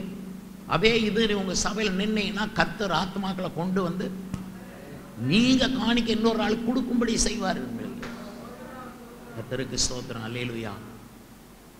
ரொம்ப கஷ்டம். நான் இந்த கன்னியாகுமரி மாவட்டத்திலலாம் கூட்டத்துக்கு ஒத்துக்கிடணும்னா நான் ரொம்ப யோசிப்பேன். ஐம் சாரி, ஏன்னா இங்கே ரொம்ப பக்தி உள்ளவங்களாம் இருக்காங்க. ஆனால் அதே வேளையில் நானும் டேட் ரொம்ப கொடுக்க மாட்டேன், ரொம்ப கஷ்டம். அன்றைக்கே ஒரு கன்வென்ஷன் கூப்பிட்டுருந்தாங்க. போயிட்டு பாஸ்டர் எங்கே தேடினா ஒரு ரூம் உள்ளே காட்டினாங்க. இந்த அங்கே தான் உட்காந்துருக்காரு, உள்ளே உட்காந்துருக்காரு. இங்கே இங்கே இங்கே இங்கெல்லாம் வாழை கொலையாக தொங்குது, எல்லாம் வாழை கொலைகளின் நடுவில் பாஸ்டர். ஏன்னா இந்த விசுவாசிகளும் கன்வென்ஷன் நேரத்தில் ஒரு வாழை கொலையை கொண்டு கொடுத்துட்டு கையை கழுவிடுவாங்க, முடிஞ்சு வச்சு. நான் சொல்லி வாழை கொலையை கொடுத்து ஏமாத்தாத, வாழை கொலையை உட்காந்து தின்னு, முழுசும் உட்காந்து தின்னு. நீ என்னெல்லாம் செய்யணும் கர்த்தருக்கு? ஒரு வாழை கொலையை கொண்டு கன்வென்ஷனில் கட்டி தொங்க போட்டா எல்லாம் சரியாயிருமோ? இது உங்களை பரியாசம் பண்ணுற மாதிரி இருக்குல்லவா? கள்ள தீர்க்கதரிசிகள், கள்ள போதகர்கள் எழும்புவார்கள், தரமற்ற ஊழியங்கள் வரும். சாலமோன் பொன் பரிசைகளை செய்து வைத்தான். ஆனால் அவன் மகன் ரெகொபெயாம் என்ன பண்ணார்? பொன் பரிசைகளை பறி கொடுத்துட்டார். எகிப்தின் ராஜா சீசாக் வந்து பொன் பரிசைகளை தூக்கிட்டு போயிட்டான். தங்கத்தில் செய்ய வைத்திருந்த பெரிய பெரிய பரிசைகள் அழகுக்காக வச்சிருந்தான், அவளத்தையும் அவன் தூக்கிட்டு போயிட்டான். ரெகொபெயாம் என்ன செய்யணும்? மகன் போய் சீசாக்கோட யுத்தம் பண்ணி, தேவனுடைய உதவியை வாங்கி யுத்தம் பண்ணி அந்த பொன் பரிசைகளை திருப்பி கொண்டு வரணும். அதை விட்டுட்டு வெண்கல பரிசைகளை செய்து வைத்தான். பிரதர் சிஸ்டர், நிறைய ஊழியங்களுக்கு நான் கொடுக்குற சர்டிஃபிகேட் இதுதான், வெண்கல பரிசை. பரிசைன்னா என்னன்னு சொல்லியிருக்குது? உங்களுடைய சத்தியம் எனக்கு பரிசையும் கேடகமாக இருக்குது. அப்போ இந்த சத்தியங்களெல்லாம் ரொம்ப டைல்யூட் ஆக்கி கொண்டு போகிறாங்க. அப்போ சில உபதேசத்தை கற்றுக்கொள்ளுங்க, 7 தூண்களில் கட்டப்பட்ட தேவனுடைய வீட்டை நம்புங்க, மக்களுக்குள்ள அந்த 7 தூண்கள் போகும்படி பிரசங்கம் பண்ணுங்க. வஞ்சிக்கத்தக்க கொடிய அடையாளங்கள், தெரிந்து கொள்ளப்பட்டவர்களையும் வஞ்சிக்கிற அடையாளங்கள்லாம் வருமா? ஆமாம், நீங்கள் யார் ரொம்ப நல்ல மனுஷன், நல்ல விசுவாசின்னு நினைப்பீங்க, அவங்கள கூட வஞ்சிக்கிறதுக்கான காரியங்கள் நடக்கும். நீங்கள் யந்திரமாக இல்லாட்ட முடியாது. கர்த்தருக்கு ஸ்தோத்திரம். சிலர் சுய இஷ்ட ஆராதனை, கொலோசியர் 2ஆம் அதிகாரத்தில், இதெல்லாம் கடைசி காலத்தில் சுய இஷ்ட ஆராதனை. அவங்க அவங்க விரும்புகிற பாட்டை யார் பாடுறாங்களோ அவங்கள விரும்புவாங்க. அதனால் மக்கள் விரும்புகிற பாட்டையாக பொறுக்கிட்டு வருவாங்க. மக்கள் பாட்டு கிடையாது, இயேசு வர்ணிக்கிற பாட்டு தான். ரொம்ப இந்த பாருங்க, இந்த இப்படி பாடுவாங்க, நேசரவர் என் நேசரவர், நேசரிலெல்லாம் விசேஷித்தவர், சோகமடைந்தேன் நேசமதான், வெண்மையும் சிகப்புமானவர். வர்ணிக்கிறதெல்லாம் நேசரை தான் வர்ணிக்கிற பாட்டுகள் வரும். ஏன்னா அன்றைக்கி ஒரு கூட்டத்துக்கு போயிருந்தேன். அங்கே ஒரு நம்ம சபையில் உள்ள பிரதர்ஸ் பாட்டு நடத்திட்டு இருந்தாங்க. ஒரு 7-8 இந்துக்கள் விபூதி பூசிட்டு உட்காந்துருக்காங்க கூட்டத்தில், ஏரியா கூட்டம். நான் வருவேன்னு சொல்லலை, திடீர்னு போனேன். மேடையில் ஒரு 4 பிரதர்ஸ் நின்று பாடுறாங்க. என்ன பாட்டு பாடுறாங்கன்னு தெரியுமா? இன்னைக்கே தந்துருங்க, இப்போமே தந்துருங்க, இன்னைக்கே. அப்போ அந்த 7-8 இந்துக்களுக்கு என்ன விளங்கும்? என்னத்தை கேட்காங்கப்பா? இன்னைக்கே தந்துருங்க, இன்னைக்கே தந்துருங்க. புரியுதா உங்களுக்கு? பப்ளிக் மீட்டிங்கில் போய் அதெல்லாம் பாடாமல் ஏசு அழைக்கிறார்னு பாடுங்க. இல்லைன்னா அழைக்கிறார் அழைக்கிறார் இதோ நீயும் வா. அல்லேலூயா. நான் பேசுகிறது ஏதாவது உங்களுக்கு சம்மதம்னு வருதா? இல்லை, நல்லா இல்லை பாஸ்டர், எப்போ முடிப்பீங்க பாஸ்டர் சொல்லுங்க, எப்படிப்பட்ட விஷயம். அது இல்லாம போலிகள் நிறைய வரும். என்ன வரும்? டூப்ளிகேட்ஸ் நிறைய வரும். ஐயையே, இயேசுவை போலவே டூப்ளிகேட்ஸ் வருது. 2 கொரிந்தியர் 11:4. சுவிசேஷத்தை போலவே டூப்ளிகேட் வருது. 2 கொரிந்தியர் 11:4. போலி மேய்ப்பர்கள், போலி உபதேசியார்கள், அதே மாதிரி போலித்தனமான உபதேசங்கள்லாம் வரும். அருமையானவர்களே, உண்மையான சபை ஏதேன் போல, போலி சபை சோதோம் போல. விளங்கிச்சா? உண்மையான சபை எருசலேம், போலி சபை மகாபாபிலோன். உண்மையான சபை சீயோன் குமாரத்தி, போலி சபை பாபிலோனின் குமாரத்தி. உண்மையான சபை ஜப வீடு, போலி சபை பேய்களின் வீடு. வெளிப்படுத்தல் 18:2. உண்மையான சபை மணவாளன், இயேசுதான் உண்மையான சபைக்கு தலைவர். ஆனா போலி சபைக்கு மணவாளன் யார் தெரியுமா? அந்தி கிறிஸ்து. போலி சபைகள் வளரப்போகிறது, ஏகப்பட்டது வரப்போகிறது. உண்மை சபைக்கு அடிப்படை வசனம்தான் அடிப்படை, பைபிள் வசனம். போலி சபைக்கு அடிப்படை பாரம்பரியம். முந்தின காலத்திலிருந்து நாங்கள் அப்படித்தான் செய்கிறோம். இல்லை, வேத வசனம்தான் அடிப்படை. உண்மை சபை உலகத்தை விட்டு பிரிந்து இயேசுவை பின்பற்றணும். ஆனால் போலி சபை உலகத்தோட ஒத்து போய் ஊழியம் செய்யணும் என்று சொல்வார்கள். அருமையானவர்களே, உண்மையான சபை கட்டுவீர்களா உலகம் உங்களை பகைக்கும். ஆனால் போலி சபையை உலகம் நேசிக்கும். உண்மையான சபை இடுக்கமான பாதையில் தான் மக்கள் இதில் வரணும். கொஞ்சம் கஷ்டம், நம்மளும் கஷ்டப்படுவோம், அவங்களும் கஷ்டப்பட்டு தான் உள்ளே வரணும். ஆனால் போலி சபை விசாலமான பாதை உள்ளது. உண்மையான சபை இயேசுவோடு மட்டும்தான் தொடர்பு வைக்கும். ஆனால் போலி சபை பூமியில் உள்ள ராஜாக்களோடு தொடர்பு கொள்வார்கள். நீங்களும் யார்கிட்ட தொடர்பு கொள்றீங்கன்னு பார்த்துக்கொள்ளுங்க. அருமையானவர்கள், உண்மை சபை இயேசுவை மட்டும் தலையாக வைக்கும், ஒரே தலை. ஆனால் போலி சபைக்கு 10 தலைகள். நான் விரும்புகிறேன் என்னன்னா, நான் அனுபவத்தில் விரும்பினேன், ஒரு சபைக்கு ஒரு பாஸ்டர் தலைவராக இருக்கணும், அவ்வளோதான்.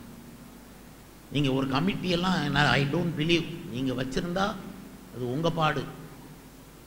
ஆனால் நிறையா இடங்களில் பிரச்சனைகளுக்கு காரணமே அவங்க தான். ஏன்னா அவங்களுடைய அந்த கட்டுப்பாட்டுக்குள்ளே ஒரு பாஸ்டர் போயிட்டாருன்னா அதுக்கப்புறம் ஊழியம் செய்ய முடியாது. அவங்களுடைய நடத்தப்பில் தான் பாஸ்டர் இடத்துல தான் கர்த்தரே பேசுவார். உலகத்துக்கு இயேசுவை அவர் தன் சொந்த குமாரனை அனுப்பினார் ரட்சிப்புக்கு. ஒரு கமிட்டியை அனுப்பலை. அங்கேருந்து ஒரு 10 பேர் போங்கப்பா, உலக மக்கள்லாம் பாவத்தில் இருக்கிறாங்க, நீங்கள்லாம் ஒரு 10 பேர் ஒரு பிளான் போட்டு அவங்கள ரட்சிங்கன்னு சொல்லலை. சொந்த ஒரு ஆளை அனுப்பணும். அதே மாதிரி ஒரு சபைக்கு பாஸ்டர் எத்தனை பேர் இருக்கணும்? ஒரே மேய்ப்பன், ஒரே மந்தை, ஒரே விசுவாசம், ஒரே கர்த்தர், ஒரே ஞானஸ்நானம், ஒரே சரீரம், ஒரே அடிச்சுவடு, ஒரே ஆவி, ஒரே இருதயம். ஆமாவா இல்லையான்னு சொல்லுங்க. ஒரு பாஸ்டர் ஸ்ட்ராங்காக நின்னா போதும், ஆமென், அதெல்லாம் கரெக்டாக நடந்து கொண்டே இருக்கும். அதனால் இதெல்லாம் கடைசி காலத்தில் விசுவாசிகள் சும்மா ஒரு குழு அறிந்து கொள்ளுங்கள். அதான் இயேசுவை மகிமைப்படுத்துகிறது. உண்மையான சபை இயேசுவை மகிமைப்படுத்தும். போலி சபை தன்னைத்தான் மகிமைப்படுத்தினாள். அவங்கவுங்க செய்கிறத மகிமைப்படுத்தாமல் இயேசுவை மகிமைப்படுத்துங்க. உண்மையான சபை முழங்காலில் நிற்கும். போலி சபை திரளான தண்ணீர்கள் மேல் உட்கார்ந்திருக்கிற மகாவேசி. அருமையானவர்களே, கண்ணீரின் பாத்திரத்தை சுமப்பது உண்மையான சபை. பூமியில் இருக்கிற அசுத்தங்களால் நிறைந்த பொற்பாத்திரத்தை சுமப்பது போலியான சபை. உண்மையான சபையின் வஸ்திரம் வெண் வஸ்திரம்.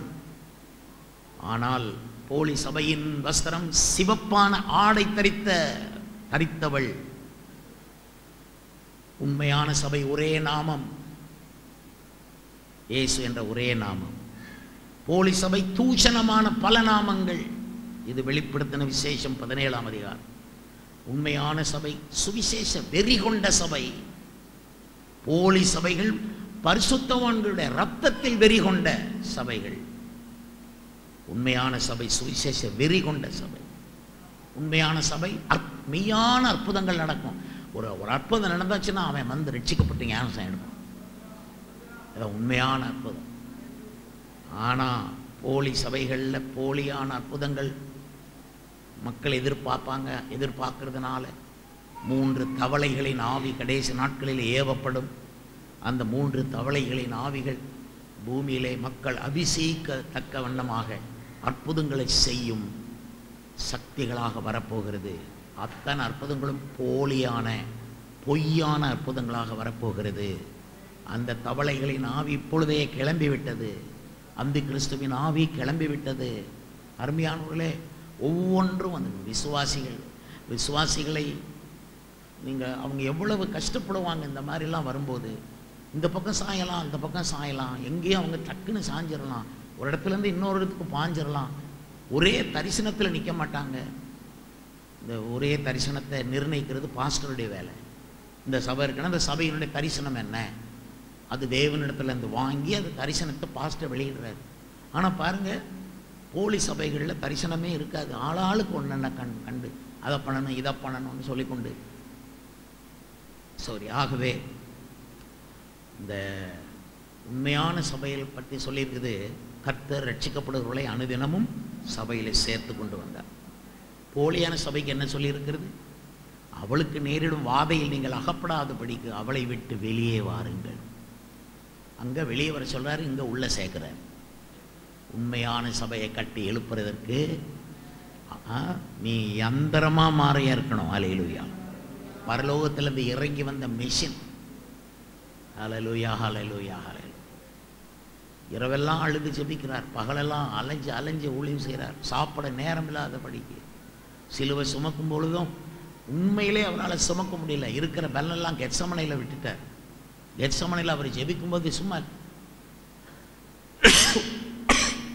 அன்னைக்கு சில பாஸ்டர்மார்கள் ஜெபிக்கிறது எனக்கு ரொம்ப கவலையாக இருக்கும், வருத்தமாக இருக்கும். நல்ல பிதாவே சோதர இயேசு நாமத்தில் ஆமென். இப்படியெல்லாம் ஜெபம் பண்ணக்கூடாது. பிதாவை நோக்கி பிதாவேன்னு ஒரு தடவை நீங்கள் உங்கள் குரலை உயர்த்தணும்.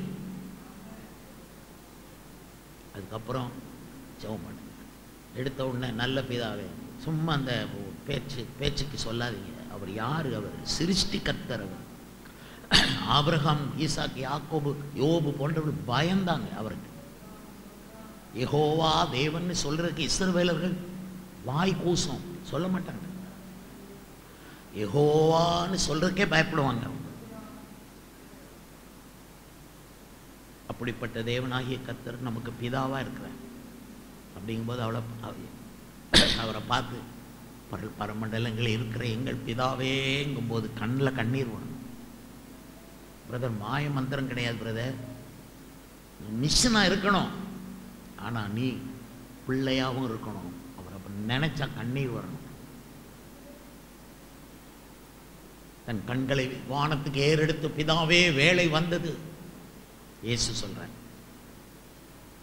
பிதாவை நோக்கி அவர் ஜெபிக்கிற ஜெபத்தை பாருங்க.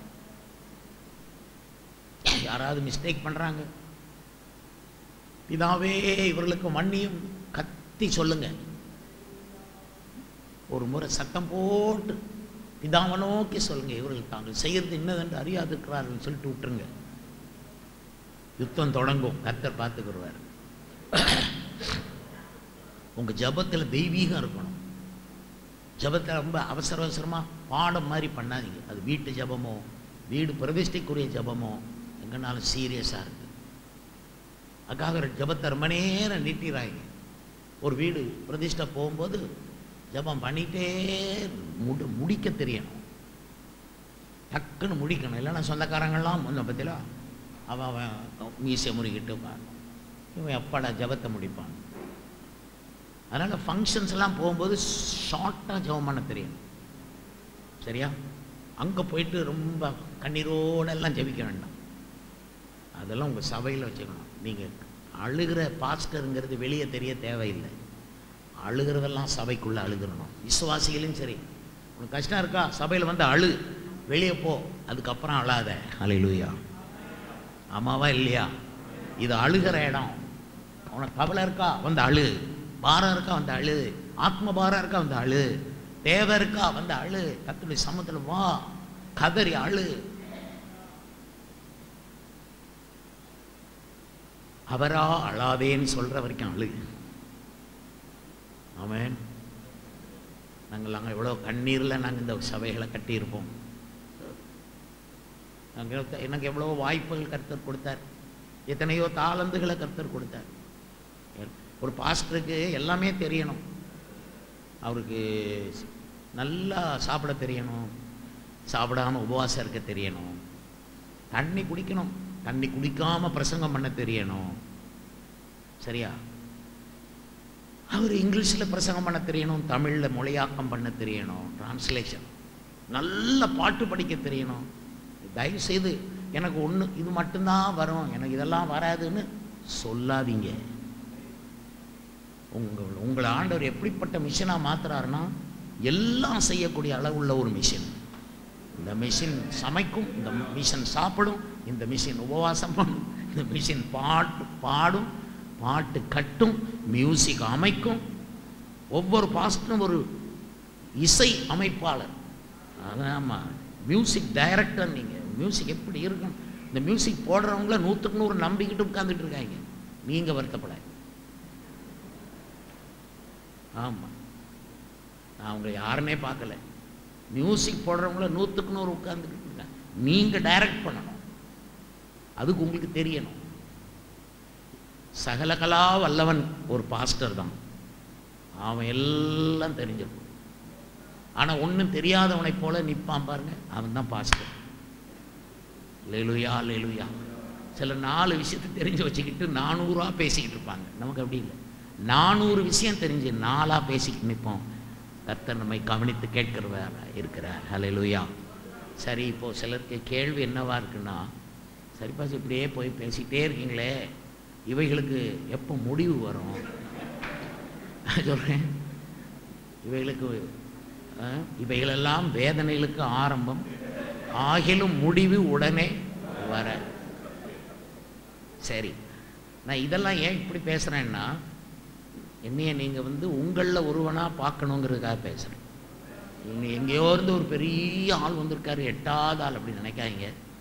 பாஸ்டர்ஸ் தான் எங்களுடைய இதயபூர்வமான அன்போடு நாங்கள் உங்களோடு பழகிறோங்கிறத அது காட்டுது. ஹல்லேலூயா. அதனால் நீங்கள் ஒவ்வொருவரும் ஒரு திராட்சை கொலை, நீங்கள் ஒவ்வொருவரும் ஒரு உறுதியான இடத்தில் கடாவப்பட்ட ஆணி, அங்கிருந்து பேர்ந்து போகாத. 3, நீங்கள் ஒரு இதயங்களை துளையிட்டு அந்த சுவரை உடைத்து தேவனுக்கும் மனுஷருக்கும் உள்ள தொடர்பை சரிப்படுத்துகிற ஒரு யந்திரமாய் வேலைகள், இயேசுவுடைய ஊழியத்தில் இருக்கிற ஆயிரக்கணக்கான வேலைகளை செய்யக்கூடிய ஒரு விசேஷித்த யந்திரமாய் கர்த்தர் உங்களை மாற்றுவார். அதாவது உங்களுக்கு தெரியாதது எதுவுமே இருக்கக்கூடாது, எல்லாமே தெரியணும். கர்த்தருக்கு ஸ்தோத்திரம். இனி நான் 4வது உங்களுக்கு சொல்றது நீங்கள் ஒரு ஸ்தானாபதி. சரியா? அதை குறித்து பைபிள் என்ன சொல்லுதுன்னா, ஆனப்படியினாலே தேவனானவர் எங்களை கொண்டு புத்தி சொல்லுகிறது போல நாங்கள் கிறிஸ்துவுக்காக ஸ்தானாபதிகளாயிருந்து தேவனோடைய ஒப்புரவாகுங்கள் என்று கிறிஸ்துவ நிமித்தம் உங்களை வேண்டிக் கொள்கிறோம். அப்போ ஒரு ஸ்தானாபதியினுடைய முதல் வேலை எல்லாரையும் கிறிஸ்துவோடு ஒப்புரவாக செய்கிறது. எல்லாரையும் பார்த்து இயேசுவோடு ஒப்புரவாகு, கிறிஸ்துவோடு ஒப்புரவாகுங்க என்று சொல்லுவது ஒரு ஸ்தானாபதியினுடைய முதல் வேலை. இது 2 கொரிந்தியர் 5:20. எபேசியர் 6:19-20 வாசிக்கும் போது, சுவிசேஷத்திற்காக சங்கிலியால் கட்டப்பட்டிருக்கிற ஸ்தானாபதியாகிய நான் என்று பவுல் எழுதுகிறார். அப்போ ஒரு ஸ்தானாபதியினுடைய 2வது வேலை சுவிசேஷ சங்கிலியினால் கட்டப்பட்டவன். இதை நீங்கள் ஒரு நாளும் மறந்து விடக்கூடாது. சுவிசேஷம் அறிவிக்கிறது தான் கூட முதல் வேலை. ஒரு 10-20 பேரை கூட்டம் நடத்துறது பெரிய வேலை கிடையாது. ரட்சிப்பின் சுவிசேஷத்தை எல்லா இடங்களிலும் எல்லாருக்கும் போய் பேசணும், வாய் திறக்கணும், பேசணும், வெட்கப்படக்கூடாது. அவன் என்ன சொல்லுவானோ தெரியாது, ஆனால் நீங்கள் பேசணும். அவன் ஏற்றுக்கொள்வானோ ஏற்றுக்கொள்ளா சொல்லணும். 10 பேருக்கு சொன்னீங்கன்னா ஒருத்தன் மனதார ஏற்றுக்கொள்வான். தசமபாக உங்களுக்கு தான். கர்த்தருக்கு ஸ்தோத்திரம். நீங்கள் 10 பேருக்கு சொல்லலைன்னா ஒருத்தர் கிடைக்காது. 10ல் 1 உங்களுக்கு நிச்சயம். அது இந்துவோ இஸ்லாமியனோ நாஸ்திகனோ கடவுளே இல்லைங்கிறவனோ வாயை திறந்து பேசுங்க. கர்த்தர் உங்களுக்கு பேசுவதற்கு பலன் தருவார். ஹல்லேலூயா. சுவிசேஷ சங்கிலினால் கட்டப்பட்ட ஸ்தானாபதியாயிருங்க. 3வது, நான் என் ஸ்தானாபதிகளின் வார்த்தையை நிலைப்படுத்தி என் ஸ்தானாபதிகளின் ஆலோசனையை நிறைவேற்றி குடியேறுவாய் என்று எருசலேமுக்கும் கட்டப்படுவீர்கள் என்று யூதாவின் பட்டணங்களுக்கும் சொல்லி அவைகளின் பாழான ஸ்தலங்களை எடுப்பிப்பீர்கள்.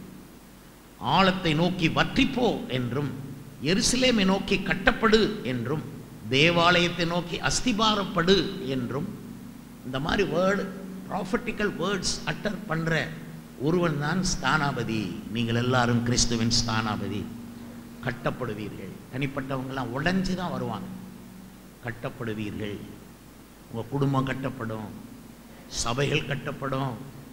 சொல்லணும், சில இடங்களில் ஓவர பிரளயங்கள் சோதனைகள், அந்த வீட்டுக்குள்ளே போய் நின்றுட்டு வற்றிப்போ, இயேசுவின் நாமத்தில் அந்த சோதனைகள் வற்றி போகும். அதை சொல்றது ஸ்தானாபதி.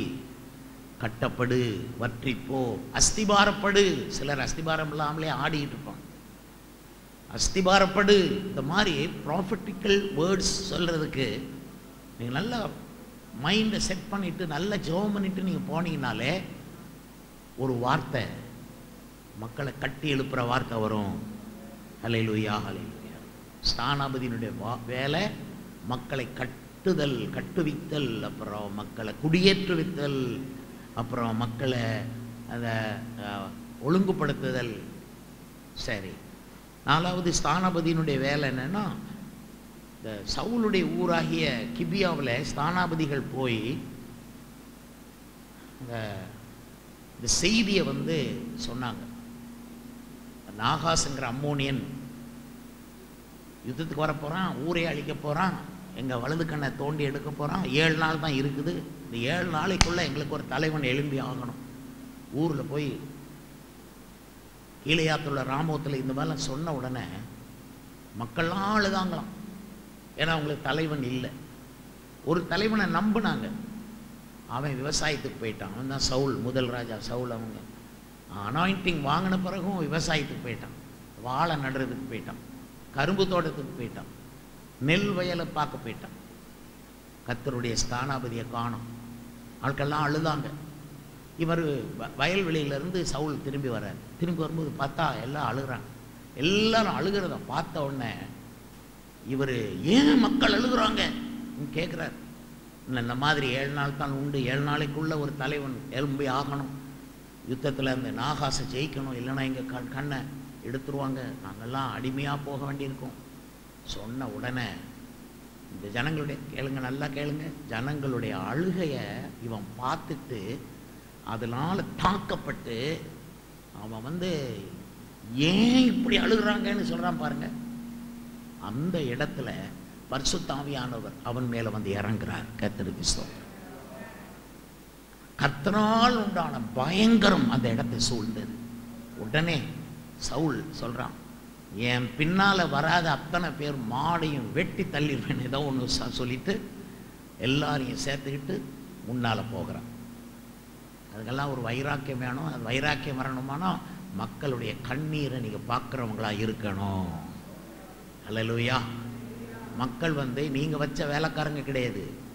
நீங்கள் அவங்கள வச்சுக்கிட்டு என்னன்னு சொல்கிறதுக்கு, அவங்களுடைய கதறுதல், அவங்க கண்ணீரை நீங்கள் பார்க்கணும். அப்போ தான் உங்களுக்கு பவர் கிடைக்கும், அப்போ தான் வல்லமை கிடைக்கும், அப்போ தான் கர்த்தரால் உண்டான பயங்கரம் அங்கே சூழும். உங்களை சுற்றி இருக்கிற மக்களுடைய கண்ணீரை நீங்கள் பார்க்கணும். சாலமோனை சொல்கிறேன், அவர் சிங்காசனத்தில் உட்கார்ந்துருந்தாலும் பிரசங்கி 4:1 அவர் சொல்றார், ஒடுக்கப்பட்டவர்களின் கண்ணீரை கண்டேன். என்ன சொன்னார் சொல்லுங்க, எல்லாரும் சொல்லுங்க, மறுபடியும் சொல்லுங்க, ஒடுக்கப்பட்டவர்களின் கண்ணீரை கண்டேன். இவர் எவ்வளவு பெரிய ஆளு சாலமோன். ஆனா அங்க ஒரு ஆள் ஒடுக்கப்படுது, அந்த ஆள் அழுது அந்த கண்ணீரை உட்கார்ந்த இடத்திலேயே பார்க்குற. ஒவ்வொரு பாஸ்டரும் ஒடுக்கப்பட்டவர்களின் கண்ணீரை பாருங்க. நீங்கள் நம்மளை கர்த்தர் நல்லா வச்சிருக்கிறார். ஆனால் ஒடுக்கப்பட்டவர்களுக்காக ஊழியம் செய்ய உங்களை அர்ப்பணியுங்கள். ஸ்தானாபதியின் வேலை அந்த அழுகையின் சத்தத்தை கேட்கிறது. ஹல்லேலூயா. கன்னியாகுமரி மாவட்டம் உடைய கதறுதலின் சத்தத்தை நீங்க கேட்டா எப்படி இருக்கும்? உண்மையா கேட்டா. ஹல்லேலூயா, ஹல்லேலூயா. எந்த மனுஷனும் வெளியில கோவப்படுவான், எந்த மனுஷனும் வெளியில சந்தோஷமா இருக்க மாதிரி பண்ணுவான்.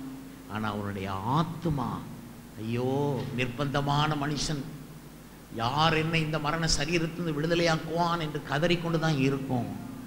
எனக்கு உண்மை வழி தெரியலையே, யாரை நான் சேவிப்பேன், யாரை நான் ஆராதிப்பேன். எல்லா ஆத்துமாக்களுடைய அழுகையின் சத்தத்தை கேட்டதுனால தான் நம்ம எல்லாம் ஊழியத்துக்கு வந்திருக்கிறோம்.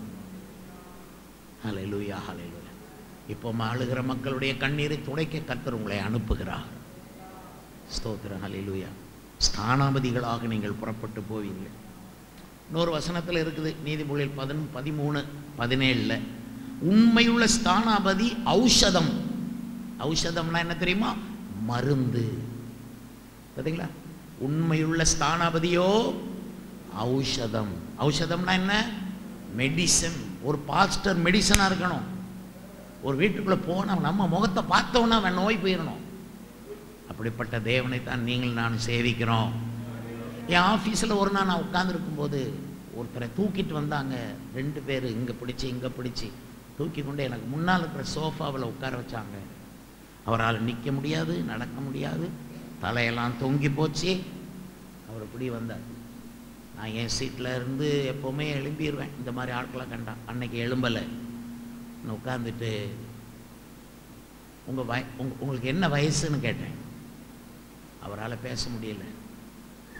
57 இப்படி ஒரு மாதிரி சொன்னார்.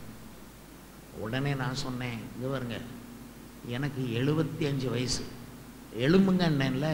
சுகமாக எழும்பி இன்னைக்கும் சுகமாக இருக்கார்.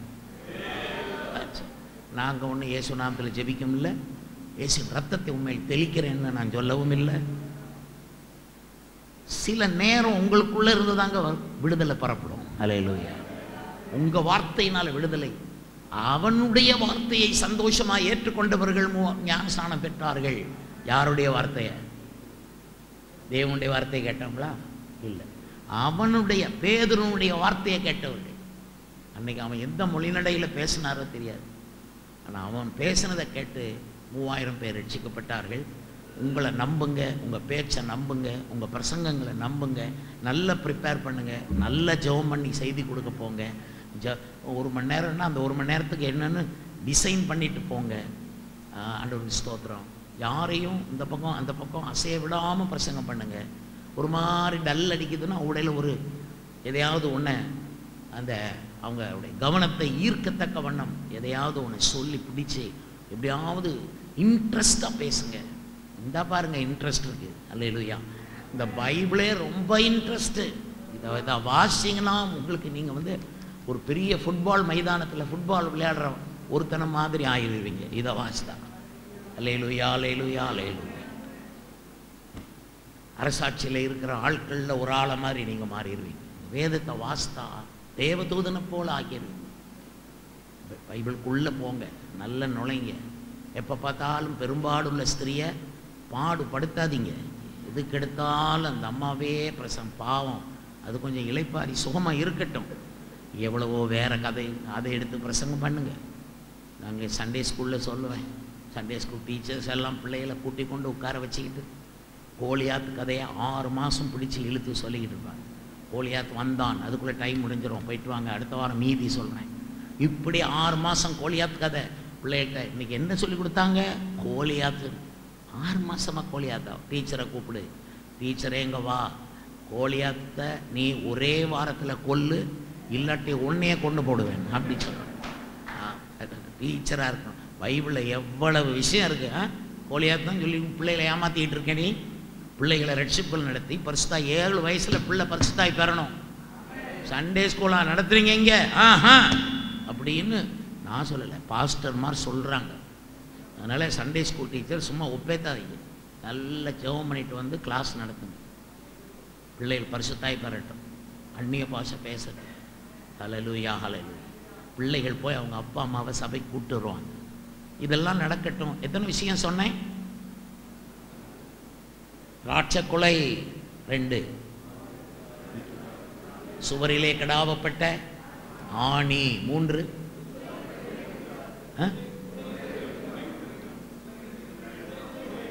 அந்த துளையிடும் யந்திரம் 4, ஸ்தானாபதி 5வது நீங்களே எப்படின்னு பாருங்க. யாத்திராகமம் 7:1 என்ன சொல்லுது நான் சொல்றேன். நான் இப்போ உங்களுக்காக ஜெபம் பண்ண போகிறேன். யாத்திராகமம் 7:1 மட்டும் வாசிக்கலாம். யாத்திராகமம் 7:1 நீங்களே பைபிளை திருப்பி இப்படி வாசிக்கணும். நீங்கள் சில பேர் பழகிட்டீங்க.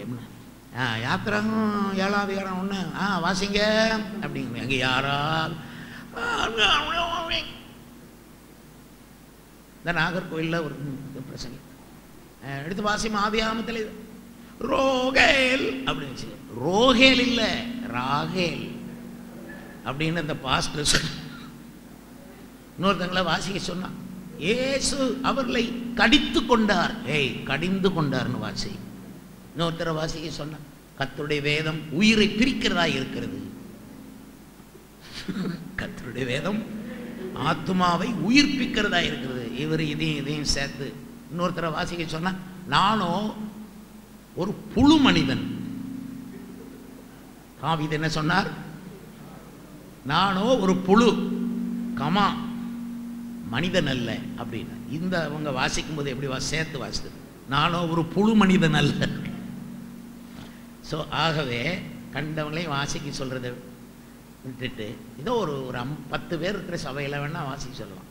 ஒரு பெரிய சபையில் நிற்கும்போது ஆளால் வாசிக்க சொல்ல வேண்டாம். நீங்களே அந்த வசனத்தை எடுத்து வாசித்தா தான் உங்கள் வாயிலிருந்து தீர்க்க தரிசன வார்த்தைகள் புறப்படும். அதனால் தைரியம் கொள்ளுங்கள், கர்த்தர் இன்றைக்கு உங்களை தாங்குவார். 7:1 யாத்திராகமம். கர்த்தர் மோசையை நோக்கி, பார், உன்னை நான் பார்வோனுக்கு தேவனாக்கினேன். அப்புறம் உன் சகோதரனாகி ஆரோன் உன் தீர்க்கதரிசியாய் இருப்பான். இங்க பாருங்க, இந்த 5 சொன்னேன். இந்த 5 வச்சு நீங்க கொஞ்ச நாள் ஜெபம் பண்ணுங்க. இந்த 5வது என்னன்னா, உன்னை நான் தேவன் ஆக்கினேன். அது அவருடைய வேலை. அவர் ஆக்குனா ஆக்கிட்டு போறட்டும். ஒவ்வொருத்தரையும் உங்க ஏரியாவுக்கு தேவனா, நம்ம தேவனாய் கர்த்தரோடு ஒப்பிட முடியாது. ஆனா அந்த ஏரியாவுக்கு நீங்க தான் கடவுள் மாதிரி ஆயிடுவீங்க. நீங்க இது மோசேக்கு சொல்லப்பட்டது. இன்னொரு விஷயம் சொல்றேன். பவுல் அப்போஸ்தலன் கப்பல் சேதத்தில் கஷ்டப்பட்டார் தானே? அப்போஸ்தலர் 27. அங்கே கப்பல்லாம் உடைஞ்சி துண்டு துண்டாகி இந்த பெரிய அப்போஸ்தலன் அவர் உயிர் பிழைக்கிறதுக்கு ஒரு பலகை துண்டு கிடைச்சது. இந்த 2024 உங்களுக்கு ஒரு பலகை துண்டு கிடைச்சா கூட நீங்களும் உங்கள் குடும்பமும் அதை பிடிச்சு தப்பிச்சிருவீங்க. ஹல்லேலூயா. எத்தனை சோதனை வரட்டும், அங்கே ஒரு பலகை துண்டு உங்களுக்காக. அதை பிடிச்சி நீந்தி கரையேறினா விழுந்த இடம் மெலித்தா தீவு, மால்டாங்கிற ஐலண்ட். அங்கே கடலில் குளிர் 24 மணி நேரம் கடல் தண்ணியில் இருந்திருக்கார். அதை 2 கொரிந்தியரில் எழுதுறார். ஒரு ராப்பகல் நான் சமுத்திர ஜலத்தில் இருந்தேன். 24 மணி நேரம் கடல் தண்ணியில் இருந்தால் எப்படி இருக்கும் அவர் உடம்பு? குளிர், நடுக்கம். அப்போ அவர் அந்த தீவில், மால்டாங்கிற தீவில் வந்து கரை சேர்ந்த உடனே குளிர்னால எல்லாரும் விறகுகளை கொண்டு வந்து அடுக்கி நெருப்பு வைத்து எல்லாரும் குளிர் காய்றாங்க. பவுலோடு போன ஒருவராவது சாகவில்லை. ஒரு ஊழியக்காரனை நம்பி வந்த ஒருத்தனும் இடையில சாகிறதில்லை. பார்த்துக்கொள்ளுங்க. சும்மா ஆட்களை செத்து நான் அடக்கம் பண்ணிக்கிட்டே இருக்காதீங்க. ஓங்கி பேசுங்க. இங்க பாரு, நீ சாக மாட்டேன்னு சொல்லுங்க. உன்னையெல்லாம் அடக்கம் பண்ண முடியாதுன்னு சொல்லுங்க. அப்படி அது செத்துட்டா அடக்கம் பண்ணத்தான் வேணும். அதுக்கப்புறம் அங்கே போய் நின்று ஓவரா சீன் காட்டாதீங்க. நான் உயிரோடு எழுப்ப போகிறேன், அதெல்லாம் வேண்டாம். செத்துட்டா அடக்கம் முடியாது. அதுக்கு முந்தி சொல்லுங்க. அல்லேலூயா. நாங்கள்லாம் சொல்லி வைப்போம், ஒருத்தரையும் அடக்கம் பண்ண மாட்டேன். நான் ஏன்னா ஒரு மதுரையில் ஒரு கான்ஃபரன்ஸ் நடந்தது. அந்த கான்ஃபரன்ஸ் அசம்பிளிஸ் ஆஃப் காட் கான்ஃபரன்ஸில் பாஸ்டர்மார்கள், தலைமை போதகர் ஜெயராஜ் அவர்கள் சொன்னார்கள், இப்போ சாட்சி சொல்கிறவங்க வந்து சாட்சி சொல்லலாம். உடனே எல்லாரும் சொல்கிறாங்க. நான் பின்னால் உட்காந்து கேட்டுட்டேன். ஒரு பாஸ்டர் வந்தார். வந்த உடனே பெரிய சத்தம், முரட்டு தொண்டை அப்படின்னாரு. அதெல்லாம் ஆட்கள் சரியா சொல்லலை, அவர் கோவம் வந்துட்டு சொல்லுங்க நல்லா சொல்ல வச்சார். அதுக்கப்புறம் கடந்த வருடம் கர்த்தருடைய கிருபையினால் 14 பேரை அடக்கம் பண்ண கர்த்தர் கிருபை செய்தார், அல்லேலூயா அப்படின்னாரு. பின்னால நான் உட்கார்ந்துட்டு, அட மனுஷா, 14 உயிரை காப்பாத்துறதுக்கு திராணி இல்லாத ஊழியக்காரனே, என்னை ஆண்டவர் வளர்த்து விட்ட தன்மை அங்க மோதுது. உங்க ஒருத்தரையும் ஆண்டவர் வளர்த்து வச்சிருப்பார். தப்பா யார் பேசினா அது மோதும். சொன்னேன், ஒரு உயிரையும் காப்பாத்தலையாப்பா, அடக்கம் பண்ணதை சாட்சியா வந்து சொல்றியப்பா. வருத்தப்பட்டேன். அந்த வருத்தத்தில் திருநெல்வேலிக்கு நான் வந்து சேர்ந்தேன் பாஸ்டரா. அங்கே வந்து ஒரு வாரத்துக்குள்ள சபைக்கு வந்த ஒரு புது விசுவாசியினுடைய குழந்தை இறந்து போனேன். அடக்கம் பண்ண நான் தான் போய் ஆகணும். நான் வழி நெடுகு அழுதுட்டு போகிறேன். கல்லறை தோட்டம், அங்கே எல்லா ஆண்கள் வந்து நிற்கிறாங்க. தகப்பேன் அந்த பிள்ளைய ஒரு வெள்ளை துணியில் சுருட்டி தூக்கிட்டு நிற்கிறாரு. உடனே நான் போய் அந்த தகப்பட்டிருந்த அந்த சரீரத்தை நான் வாங்கி வானத்தை அண்ணாந்து பார்த்து சத்தம் போட்டு அழுதேன். நான் இந்த குழந்தைய அடக்கம் பண்ணுற ஊழியத்துக்காக நீர் என்னை அழைத்து, இப்படி இந்த ஊழியை நான் செய்ய முடியாதுன்னு நான் ஆண்டவர்கிட்ட வந்து புகார் சொல்லலை. என்னால் முடியலையே, தாங்கலையே ஆண்டவரே, குழந்தை அடக்கம் பண்ணிருக்கா எனக்கு ஊழியம், எனக்கு இந்த மாதிரி ஊழியம் வேண்டாம் அப்படின்னு அழுது ஜெபம் பண்ணேன். இந்த கல்லறை தோட்டத்தில் வந்திருந்த எல்லாரும் என்னை விசித்திரமாக பார்த்தாங்க. தகப்பன் கூட அழாமல் இருக்காரு, இந்த ஆளையும் இப்படி அழுகிறாரு. என் அழுக அவங்களுக்கு எப்படி விளங்கும் பப்ளிக்கு? அன்னையிலேருந்து உண்மையாக சொல்லுங்க, இன்னைக்கு வரைக்கும் நான் ஒரு குழந்தைய அடக்கம் பண்ண தேவன் எனக்கு அனுமதி கொடுக்கல. ஒரு வாய்ப்பே இல்லை. இளம் வயது, நான் அடக்கம் பண்ணலை, கர்த்தர் எனக்கு இரக்கம் செய்தார், அல்லேலூயா. நான் சொல்லுவேன், அம்மா நீ 80-85 வயசு வரைக்கும் இரு. ஒரு பாட்டு, ஒரு வயசான அம்மா, சார் கர்த்தர் என்ன எடுத்துக்கொள்ளும்படி ஜெபம்னுங்க பாஸ்டர். எடுத்துக்கொள்ளும்படியெல்லாம் ஜெபம் பண்ண முடியாது. நீங்கள் சபைக்கா ஜெபிக்கிறீங்கல்ல, ஜெபம் பண்ணிக்கிட்டே இருங்க. எனக்கா எப்போ வேண்டான்னு தோணுதோ அப்போ சொல்கிறேன், போயிருங்க.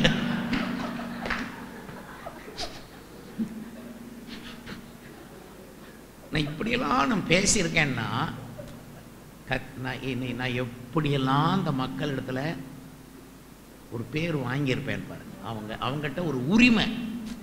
அதனால சொல்லிட்டாங்க, எனக்கா வேண்டான்னு தோணுச்சுன்னா சொல்கிறேன் பாட்டி, சும்மா இருக்க முடியல. கடைசியில் அது ஜெபம் பண்ணி அப்புறம் துதியின் கோட்டை பெரிய சர்ச்சை நாங்கள் கட்டி டெடிகேஷன் அன்னைக்கு அந்த அம்மாவை 4 பேர் அனுப்பி சேரோடு தூக்கிட்டு, நடக்க முடியாது, சேரோடு தூக்கிட்டு வந்து அங்கே வச்சாச்சு. அந்த அம்மா அந்த துதியின் கோட்டை கட்டணும்னு பல வருஷம் ஜெபம் பண்ண லேடி. அதனால் அந்த அம்மாவுடைய அர்ப்பணிப்பை நான் ரெஸ்பெக்ட் பண்ணி அந்த அம்மாவை கொண்டு உட்கார வச்சேன். உட்கார வச்சு தான் பிரதிஷ்டை விழா தானே, அங்கே பாட்டு பிரசங்கம். அந்த அம்மாவை மறந்தாச்சு. அந்த அம்மா கூட்டம் முடிஞ்சிச்சு. முடிஞ்சப்புறம் ஆட்கள் இங்கே அங்கே போகிறேன். திடீர்னு ஞாபகம் வந்து பார்க்க அந்த அம்மா அழுதுகிட்டு இருக்கு. ஐயா பாத்ரூம் கூட போக முடியல ஐயா, யாரும் இல்லையா, தண்ணி தாகமாக இருக்கு. அதுக்கப்புறம் அந்த 4 பேரை பிடிச்சி சத்தம் போட்டு இந்த அம்மாவை கவனி தூக்கி கொண்டு போய் வீட்டில் சேர்த்து. சரி, இது மாதிரி நான் நிறைய சொல்லிகிட்டே இருக்கலாங்க. சாட்சிகள் நிறையா இருக்குது. உங்கள் ஊழியத்துக்கு பிரயோஜனமான சாட்சியை தான் நாங்கள் சொல்லுவோம், இன்னொரு தடவை வந்து சொல்லுவோம். இப்போ நான் உங்களுக்காக ஜெபிக்க போகிறேன். கர்த்தர் சொல்லிட்டாரு. அந்த கதையை நான் முடிக்கலையே. மெலித்தா தீவில் எல்லாம் குளிர் காயிறாங்க. ஆனால் பவுலும் போய் கொஞ்சம் குச்சிகளை பொறுக்கிட்டு வந்து போட்டு குளிர் காயிறார். அதுதான் நல்ல பெந்தேகோஸ்தே ஐக்கியம். இங்கே உள்ள பாஸ்டர்மாரெல்லாம் கொஞ்சம் கூட்டத்தை ஆயத்தம் பண்ணுவாங்க. அவங்கவுங்க காசை போட்டு பணத்தை போட்டு எல்லாம் பண்ணி ஒரு நல்ல ஃபெலோஷிப் மீட்டிங் வைக்கிறாங்கன்னா, நீங்கள் ஒவ்வொருவருமே கொஞ்சம் கொஞ்சம் அதில் போடுறீங்க. பவுல் இன்னொருத்தங்க கொளுத்தி வச்ச நெருப்பில் குளிர்காயறதுக்கு மட்டும் அந்த இடத்துக்கு வரல, இவரே போய் குச்சி பொறுக்கி போட்டு குளிர்காயிறார் பாருங்க. நம்ம செலவு பண்ணி நம்ம குளிர்காயணும். அல்லேலூயா. ஒரு பாஸ்டர்ஸ் மீட்டிங் சிறப்பாகணுமானா அவரவர் கை அதில் இருக்கணும். இவர் குச்சி பறக்கும்போது ஒரு சர்ப்பம், ஒரு விரியன் அவர் கையை கடித்து தொங்குதான். இங்கே தொங்கிட்டு இதை பார்த்துட்டாங்க ஊர் மக்கள், கிராம மக்கள், தீவு மக்கள். இதை பார்த்த உடனே இவன் மகா பாதகன், கொலை பாதகனா இருப்பான் போல, சமுத்திரத்துக்கு தப்பி வந்தும் இவனை சாவு விடவில்லை, கொஞ்ச நேரத்தில் அவன் வீக்கம் கண்டு விழுந்து சாவான் அப்படின்னு எல்லாரும் அந்த தீவில் உள்ள அவ்வளோ பேரும் பவுலை பார்க்குறாங்க. பவுலை பற்றி அவங்களுடைய அபிப்பிராயம் என்ன சொல்லுங்க? வீக்கம் கண்டு விழுந்து சாவான், அதுதான் அவங்களுடைய அபிப்பிராயம். எல்லாரும் பவுலை பார்த்துட்டு இருக்காங்க. ஆனால் அவனும் அந்த விஷப்பூச்சியை நெருப்புக்குள் உதறி தள்ளிவிட்டு அவன் பேசாமல் இருந்தான். கொஞ்ச நேரத்தில் இந்த ஆட்களெல்லாம் அவங்க அபிப்பிராயம் மாற்றப்பட்டு அவர்கள் பவுலை பார்த்து சொன்ன வார்த்தை என்ன தெரியுமா? இவன் தேவன். என்ன சொன்னாங்க? இவ்வளவு நாள் இவன் விழுந்து சாவான். இப்ப சொல்றாங்க 6ஆம் வசனத்தில் இருக்கு, 21:28-6 இருக்குது. அப்போஸ்தலர் 28:6. இவன் தேவன். அவங்க அபிப்பிராயம் சட்ன மாதிரி. இப்போ உங்க ஏரியா மக்களுடைய அபிப்பிராயத்தை நீங்க எப்படி மாத்துவீங்க? இந்திய மக்களுடைய அபிப்பிராயத்தை கிறிஸ்தவ சபைகள் எப்படி மாற்ற போகுது? அதுக்கு தான் பக்கத்திலேயே நெருப்பை கொளுத்தி வைங்க. எந்த நேரமும் எந்த விஷப்பூச்சியும் கடிக்கும், உடனே உதறதுக்கு பக்கத்தில் நெருப்பு இருக்கணும். ஹல்லேலூயா. பெந்தெகோஸ்தே சபைகளில் பக்கத்தில் எப்பவுமே நெருப்பு மூண்டு கொண்டே இருக்கணும். பரிசுத்த ஆவியின் அக்கினி எரிந்து கொண்டே இருக்கணும். ஜெப அக்கினி எரிந்து கொண்டே இருக்கணும். உன் பக்கத்திலேயே நெருப்பை வச்சுக்கோ. எந்த நேரமும் விஷப்பூச்சி கடிக்கும், தூக்கி எரிஞ்சிட்டு நீ சும்மா இருப்ப. இதனால நீ விழுந்து சாவாய் என்று நினைத்த அத்தனை பேருடைய அபிப்பிராயமும் ஒரே நொடி மாற்றப்படும். அப்புறம் அவங்க எல்லாரும் என்ன சொன்னாங்க? பவுலை பார்த்து அப்போஸ்தலன்னு சொல்லலை, அதுக்கு பதிலா இவன் தேவன். புறஜாதிகளுக்கு நம்ம கடவுள் போல தான் இருப்போம்.